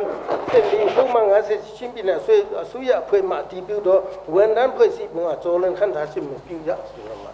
ဒါလက်ခံခြင်းမပြုပဲနဲ့ဒီတိုင်းမူလစာတအတိုင်းပဲသူတို့စာတအတိုင်းပဲပြန်လဲပြီးတော့မှတင်ပြလာပါတယ်ဒါကြောင့်မလို့ဒီကိစ္စမှာကျွန်တော်ပထမအချက်အနေနဲ့ဝန်ထမ်းငါစစ်ချင်းပြနေအစိုးရအဖွဲ့အတီးပြုတော့ဝန်ထမ်းဖွဲ့စည်းပုံအားကျော်လွန်ခန့်ထားခြင်းမပြုရဆိုတဲ့စကလုံးနဲ့ပြင်မယ်ဆိုတော့လုံးဝပြင်လို့မရဘူးဘာလို့လဲဆိုတော့ကျွန်တော်လွတ်တော်ရဲ့လုတ်ပိုင်ခွင့်လည်းမဟုတ်ဘူးအစိုးရအဖွဲ့ကနေပြီးမှသူ့ရဲ့လုတ်ပိုင်ခွင့်သူ့ရဲ့ဘုံအတွင်းမှာရှိတဲ့သူ့အနေနဲ့သူ့ဆက်နိုင်တဲ့ဆော့ချက်နိုင်တဲ့အင်အားဝန်ထမ်းအင်အားကိုသူတို့လုတ်ပိုင်ခွင့်ကိုသူတို့ကျွန်တော်စီမှာတင်ပြလာခြင်းဖြစ်ပါတယ်ဒါကြောင့်မလို့လွတ်တော်အနေနဲ့တော့ဆောင်ရွက်လာမလို့ဘူးဒီကိစ္စ သဘောတူစရာအကြောင်းမရှိဘူးလို့ကျွန်တော်တင်ပြလိုပါတယ်နောက်ပြီးတော့မှဒီကျွန်တော်တို့ကနေပြီးတော့မှ90ရာခိုင်နှုန်းဆိုတာတော့ကျွန်တော်ကဘာပဲဖြစ်ဖြစ်ဒီဥပဒေကိုဥပဒေတလုံးချင်းနဲ့ဥပဒေစကားတစ်ခုပေါ်မှာအချီမပြုတ်ပဲနဲ့ဇက်သွေးတာယာကြီးမြင့်တလာပါကြီးနဲ့ဖွံ့ဖြိုးရေးအတွက်ကျွန်တော်တို့လွတ်တော်အနေနဲ့ဥစားပြည့်တဲ့အတွက်ကြောင့်ဗန္ဒာကြီးကြီးနဲ့အတွင်းမှာလည်းကျွန်တော်ထပ်တလဲဒီနေ့ဆိုရင်ကျွန်တော်စီပင်တာယာအတွက်ဆိုတော့ခေါင်းစဉ်အများကြီးပြန်ပြီးတော့မှကျွန်တော်ဒီခေါင်းစဉ်အောင်မှာဗန္ဒာဝင်ပြည့်ထည့်သွင်းပါတယ်ဒါကြောင့်မလို့ဒီဟာဒီကဝန်တန်းအတွက်တာဝန်တန်းဖွဲ့စည်းပုံအတွက်စီပင်မှုမဟုတ်ဘဲနဲ့အဓိကတော့မြို့ရတာယာလာပါဖို့အတွက်ဖြစ်တယ်ဆိုတာကျွန်တော်တို့သဘောပေါက်ပါတယ်ဒါကြောင့်မလို့ဒီအပေါ်မှာဒီ90ရာခိုင်နှုန်းကိုလက်ခံခြင်းမပြုနိုင်ဘူးဒီစကလုံးအတိုင်းအတီးပြုဒီတိုင်းရဆက်တယ်မယ်ဆိုတော့လွတ်တော်အနေနဲ့တော့လက်ခံအတီးပြုခြင်းမပြုသင့်ဘူးလွတ်တော်ရဲ့အဆုံးအဖြတ်ကိုနာခံသင့်ပါတယ်ဆိုတာကျွန်တော်ဒီကွန်ဆယ်တင်ပြလိုပါတယ်အားလုံးကြည့်ရသင့်ပါတယ်၎င်းကိစ္စနဲ့ပတ်သက်ပြီးတော့ဟိုဘက်ကအစိုးရအဖွဲ့ရဲ့တင်ပြချက်ပေါ်မှာလေအဓိကမြို့ကြီးတိုးချက်တယ်ပြီးတော့ဝန်ထမ်းတွေပို့ပြီးတော့လိုအပ်လာတယ်နောက်ပြီးတော့ကိုသားသမီးတွေလေရာထူးဒါဝင်လေဝန်ထမ်းတွေရရှိနိုင်အောင်ဆိုပြီးတော့အမျိုးမျိုးစဉ်းစားပြီးတော့တုံ့တက်မှုကိုလေတွေ့ရှိရပါတယ်ဟိုဘက်ပိုင်းကလွတ်တော်ပိုင်းကစဉ်းစားတာလေတကယ်တမ်းဆိုရင်တော့တိုးလာရင်လေပြည်သူဘက်ကအခွင့်အရေးတိုးပြီးတော့ကုတ်ဖို့ပဲဖြစ်လာမှာပဲပြည်သူရဲ့ဝင်အခွင့်ကောက်တဲ့ပုံမှာပဲကျွန်တော်တို့ကလွတ်တော်ပိုင်းအနေနဲ့လွတ်တော်ဥပဒေစီစီရဲ့အနေနဲ့အကျိတ်အနေဆွေးနွေးပြီးတော့လွတ်တော်ရှိရာကော်မတီအားလုံးမှာတင်ပြပြီးတော့တဦးချင်းအားလုံးအကျိတ်အနေဆွေးနွေးပြီးမှကျွန်တော်တို့အဲ့ဒီ90ရာခိုင်နှုန်းကိုတင်ပြလာတာဖြစ်တယ်တကယ်တိုင်းဆိုရင်တော့ကျွန်တော်တို့ထက်အင်အားကောင်းတဲ့ဥပမာကချင်ပြည်နယ်ဆိုရင်20ရာခိုင်နှုန်းပဲရှိသေးတယ်အဲ့တော့ကျွန်တော်တို့ပိုင်းအနေနဲ့လေအဲ့ဒါကတော့လောလောဆယ်အနေနဲ့ကတော့30ကနေ90အထိတိုးရင်တော့အသိလျော်ဆုံးဆိုပြီးတော့လေလွတ်တော်ကြီးရာကော်မတီအားလုံးအနေနဲ့လေအဲ့ဒါလေသူတို့အကျိတ်အနေအကောင်းဆုံးနဲ့စီစဉ်ပြီးတော့ဆုံးဖြတ်တာဖြစ်ပါတယ်ဒါကြောင့်ဒီဥစ္စာကလူရင်လိုအပ်တယ်လို့နော်ဝင်ဝင်အပေါ်မှာပြန်လေတုံ့တက်လို့ရတဲ့အခြေအနေဖြစ်ပါတယ်ဒါကြောင့်ဒီနေ့ဟာကတော့အဲ့ဒီနှစ်ခုပေါ်မှာ60ခုနဲ့90ပေါ်မှာပဲ vote ယူရမယ်အဲ့ဒါမှပဲဆုံးဖြတ်ချက်လို့ဖြစ်မယ်ဆိုတာကိုလေကျွန်တော်အနေနဲ့ပြုတော်မှာအတည်ပြုပေးမယ်ဆိုရင်တော့60ခုနဲ့90ပေါ်မှာပဲ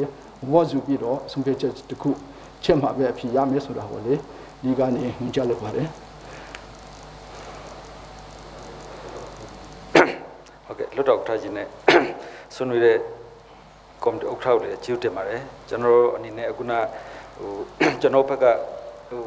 ရှင်းပြတင်တာအသေးစိတ်တော့ကျွန်တော်ရှင်းပြပြီးပါခင်ဗျဆိုတော့အခုနမနေ့ကကျွန်တော်ကတော့မနေ့ပိုင်းလဲပြန်ပြီးခီးစဉ်ရှိတဲ့အတွက်အစည်းအဝေးကိုကျွန်တော်မတက်ရောက်နိုင်ပါဘူးနေ့လယ်ပိုင်းလဲ radio conference ရှိတဲ့အပြင်ညနေ3 နာရီလဲ cabinet ရှိတဲ့အတွက်ကျွန်တော်မတက်ရောက်နိုင်သွားတာဖြစ်ပါတယ်ခင်ဗျကျွန်တော်ဆရာညွှန်မှုကလည်းကျမရေးရစစ်စစ်ခံတဲ့အတွက်ညွှန်ကြားဒုညွှန်မှုကိုကျွန်တော်လှုပ်လိုက်တာဖြစ်ပါတယ်ဆိုတော့ဒုညွှန်မှုလာပြောတဲ့အချိန်မှာတော့60ရာခိုင်နှုန်းဆိုတာလေလာတွေ့တဲ့အတွက်60ဆိုရင်တော့အနည်းဆက်ဆုံးဖြစ်တယ်ဆိုပြီးတော့ကျွန်တော်ကတော့အဲ့ဒီ60ဆိုကောင်းတယ်ဆိုပြီးတော့ပြောလိုက်တယ်ခင်ဗျတကယ်လို့ဒီ90ရာခိုင်နှုန်းအစားနည်းနည်းတိုးပေးနိုင်မှာဆိုတော့ကျွန်တော်တို့ဥပဒေနဲ့လည်းကိုက်ညီပြီးတော့ကျွန်တော်တို့လိုလားချက်နဲ့လည်းနည်းနည်းနှိစက်မှာဖြစ်တဲ့အတွက်60ရာခိုင်နှုန်းဖြစ်စေဒါမှမဟုတ်85ရာခိုင်နှုန်းဖြစ်စေဒီလိုလေးတော့တိုးပေးစေချင်မှာဥပဒေကလည်းချိုးဖောက်ရအောင်မရအောင်အခုကကျွန်တော်တို့ကခန့်ထားပြီးတော့ဝန်ထမ်းအားလုံးကဥပဒေချိုးဖောက်တယ်လို့လာဖြစ်နေခင်ဗျ30ရာခိုင်နှုန်းတဲ့အများကြီးပို့နေတာဖြစ်လို့ပါခင်ဗျအဲကြောင့်ဥပဒေနဲ့ကိုက်ညီအောင်ရာခိုင်နှုန်းလေးကိုတော့အခုနတိုးပေးရင်တော့နည်းနည်းအဆင်ပြေတဲ့အကြောင်းလေးတော့ထပ်ပြီးဆွေးနွေးလိုပါတယ်ဟုတ်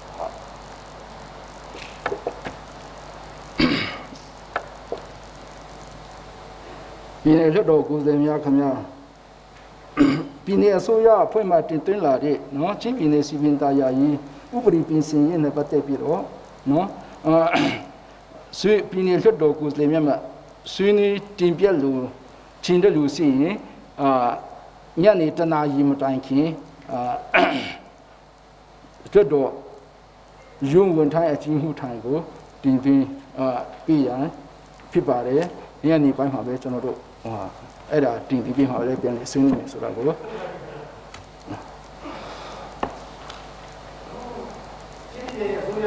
ပင်သာယာဝင်ကြီးတင်သွင်းလာတဲ့ချင်းပြည်နယ်စီပင်သာယာရေးဥပဒေပြင်ဆင်ပေးနိုင်ပါရာတင်သွင်းခြင်းနဲ့ပတ်သက်လို့အနေငယ်ဆွေးနွေးခြင်းပါတယ်ခင်ဗျာဒီကိစ္စကိုမူလအတိုင်းရာခိုင်နှုန်းမဟုတ်ပဲနဲ့ချင်းပြည်နယ်အစိုးရအဖွဲ့မှအတည်ပြုသောဝန်ထမ်းဥယျာဉ်အတိုင်းဆိုတဲ့ပြင်ဆင်ချက်ကိစ္စနဲ့ပတ်သက်လို့ဆွေးနွေးဖို့အတွက်အမည်စီရင်သွင်းရမယ်ဆိုရင်ကျွန်တော်တို့ဖွတ်တော်ကဆွေးနွေးထားတဲ့ရာခိုင်နှုန်းနဲ့ကွဲလွဲပါတယ်ခင်ဗျကွဲလွဲတဲ့အတွက်ကြောင့်အမည်စီရင်တင်သွင်းနိုင်အောင်ဆိုရင်အစိုးရအဖွဲ့ကနဲ့ဒီရာခိုင်နှုန်းကိုသာရှင်50ကနဲ့60ကိုတော်လော60ခုကိုတော်လောပြင်ဆင်သတ်မှတ်ပေးပါရဆိုတဲ့တင်သွင်းချက်ကိုတစ်ခါတင်သွင်းပြီးမှသာရှင်ကျွန်တော်တို့ဘက်ကဆွေးနွေးလို့အဆင်ပြေပါပဲခင်ဗျအဲ့ဒါကြောင့်ဂျားကာလမှာအခြေအနေပေးမယ်ဆိုရင်တော့အဲ့ဒါလေးကိုသူတို့ဘက်ကခုနရာခိုင်နှုန်းလေးကို50တော့မလုပ်ပါနဲ့ဘလောက်တော့ဆောင်ရွက်ပေးပါဆိုတဲ့ဥပဒေပြင်ဆင်ချက်လေးလိုအပ်မှာဖြစ်ပါတယ်ဒါပြီးမှတခါတည်းကျွန်တော်တို့ထွက်တော်ကလည်းဒါကိုအပြည့်ပြဆောင်ရွက်နိုင်မှာဖြစ်တဲ့အကြောင်းတင်ပြအပ်ပါတယ်ခင်ဗျအလုံးကျေးဇူးတင်ပါတယ်ဟုတ်ပြီအစိုးရပိုင်းအနေနဲ့ဘလောက်အတိုင်းအတာအထိတူပေးဆော့ပေးဆိုတာလေ60ခုရာခိုင်နှုန်းလောက်ဆိုတော့အဆင်ပြေပါတယ်ဟုတ်တယ်မနေ့ကလည်းကျွန်တော်ဟုတ်ကဲ့ဇာနဲ့ကျွန်တော်ပို့ပါဟုတ်ကဲ့ဟမ်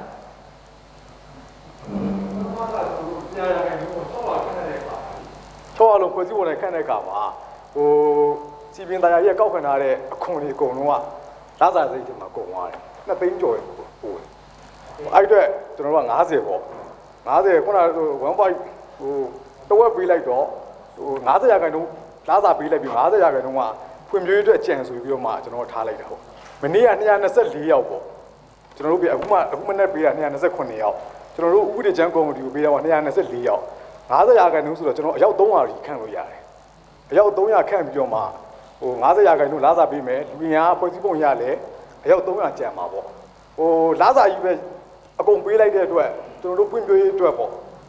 ရတဲ့အခွန်ကလာစားထဲမှာပြီးကုန်သွားတာမျိုးဖြစ်မှာဆိုလို့ကျွန်တော်တို့ကအမောက်လေးကိုကန့်သက်ပေးတာခုနကဖွဲ့စည်းပုံဆိုတဲ့600ဆိုလို့ရှိရင်ရတဲ့အခွန်ဒီလာစားကုန်ပြီးတော့2သိန်းကျော်ပဲကျန်တယ်အဲ့1.3 ဘီလီယံကျွန်တော်အဲ့လာစားနှုန်းအစ်စ်နဲ့တွက်ထားတာဟုတ်ကဲ့ဟိုပါတယ်ကျွန်တော်တို့အခုနပြန်တင်ပြတာလေးဆောင်ရွက်ပါဟုတ်ကဲ့ကျွန်တော်တို့လည်းတိုင်လိုက်ပါဆိုတော့မင်းတို့မြို့နယ်ကိုယ်စားလှယ်ဦးအောင်တန်းဆွေးနွေးတဲ့ဟာကိုကျွန်တော်ထုတ်ခံဆွေးနွေးတာပါအမှန်တော့ဒီအခုစီပင်ဒါယာကြီးဒီချင်းမင်းနယ်ဆိုအဖွဲ့နေတင်ပြတဲ့ဒီစီပင်ဒါယာကြီးဥပဒေကိုပြင်ဆင်လို့ဒီဥပဒေဟာဆိုလို့ဆိုရင်ကင်ကနန်ကိုစာသားအနေနဲ့ခန္ဓာဒီဘက်ကငွေကြေးတုံးဆွဲခွင့်အမင်းကိုကန်တချက်ကိုဒီဘက်ကဝန်ထမ်းခန့်ထားရေးနဲ့လာပြမဒါတင်ပြတာဖြစ်ပါတယ်ဒါလုံးဝပတ်သက်မှုမရှိတဲ့ဟာဖြစ်ပါတယ်အဲ့ဒါကြောင့်ဒါဥအောင်တိုင်းဆွေးနွေးတဲ့အတိုင်းအတူချုပ်ထောက်ခံဆွေးနွေးရရင်တော့ကင်ကနန်ဖြစ်တဲ့အတွက်ဒီပုံမှန်58ဟာကင်ကနန်တမတ်ချက်ဖြစ်တဲ့အတွက်ကန်တချက်ဖြစ်တဲ့အတွက်ဒီကန်တချက်ဟာမလုံလောက်ပါဘူး30ကနေပြမ50လား60လား85လားဆိုရဲဟာကင်ကနန်ကိုကြိုးကြောင်းဖော်ပြချက်လေးနဲ့ပေါ့နော်အဲ့ဒါလေးပြန်လေပြင်ဆင်ပြမတင်ပြတင်ပါတယ်ဆိုတဲ့ဟာလေးဆွေးနွေးတင်ချင်ပါတယ်ကျေးဇူးတင်ပါတယ်ဒီတင်ပြတဲ့အတိုင်းမနေ့ကကျွန်တော်တို့ဆွေးနွေးတဲ့အချိန်မှာတော့ဒီစာသားနဲ့ဇာခိုင်နှုန်းနဲ့မတင်ပြဘူးဆိုရင်ကျွန်တော်ဆက်လက်မဆွေးနွေးတော့ဘူးလို့ကျွန်တော်ကနေပြီးတော့ကျွန်တော်ဆွေးနွေးပါတယ်ခေါင်းစဉ်နဲ့ပြင်ဆင်ခြင်းတဲ့ဥပဒေနဲ့မူလဥပဒေနဲ့လုံးဝဆန့်ကျင်နေဒါကြောင့်မဆွေးနွေးတော့ဘူးလို့အဲ့ဒီရှင်းကြတော့သူကနေပြီးတော့ဒါဆိုရင်တော့ဇာနုနဲ့ကျွန်တော်ပြန်တွက်ချက်ပြီးမယ်ဆိုတော့ကဲတွက်ချက်အထက်လမ်းမှုကိုလည်းခါယူတင်ခါယူလိုက်ဆိုမှကျွန်တော်ပြောတဲ့အချိန်မှာသူကတော့အထက်လူကြီးတွေနဲ့နေနိုင်ပြီးတော့မှနေနိုင်တယ်လို့ကျွန်တော်ယူဆတာပေါ့လေနေနိုင်ပြီးတော့မှ60ခွန်ကြခိုင်နှုန်းဆိုတော့အဆင်ပြေပါတယ်လို့သူတင်ပြလာပါတယ်အဲ့ဒီပုံမှာကျွန်တော်ထပ်ပြီးတော့မှစီစစ်ပြီးတော့မှခုနဘူမိုးတင်လွတ်တော်ကုစလေဘူမိုးတင်ပြတဲ့ဟာနဲ့ကျွန်တော်ချိန်ထူးပြီးတော့မှအသေးစိတ်တွက်ချက်တဲ့နေရာမှာလက်စစ်တင်ပြတဲ့ NR နဲ့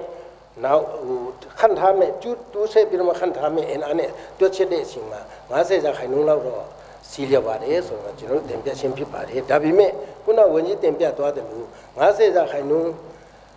ဖြစ်တဲ့လားဒါမှမဟုတ်ရှင်သူတို့အနေပြီးတော့မှအဆူပြုတဲ့60ခွန်ကြာခိုင်နှုန်းဖြစ်တဲ့လားဆိုတာဒီနှစ်ခုကြားထဲမှာဟိုဆွေးနွေးလို့တဲ့လူများရှိရင်တော့အဲ့ဒီဘုံအတွင်းမှာဆွေးနွေးမယ်ဆိုတော့အစဉ်ပြေလိမ့်မလို့ကျွန်တော်အကြံပြုဆွေးနွေးလို့ပါတယ်ကြည့်တယ်ပါဟုတ်ပြီအဲ့ဒီဒီကနေ့တွေ့ချက်နဲ့ဟိုဒါခိုင်နှုန်းလေးကိုအစိုးရအနေနဲ့ပြန်တင်ပြပြီးတော့အခုနမနေ့ကဆွေးနွေးတဲ့အခါဘုံမောအကကျော်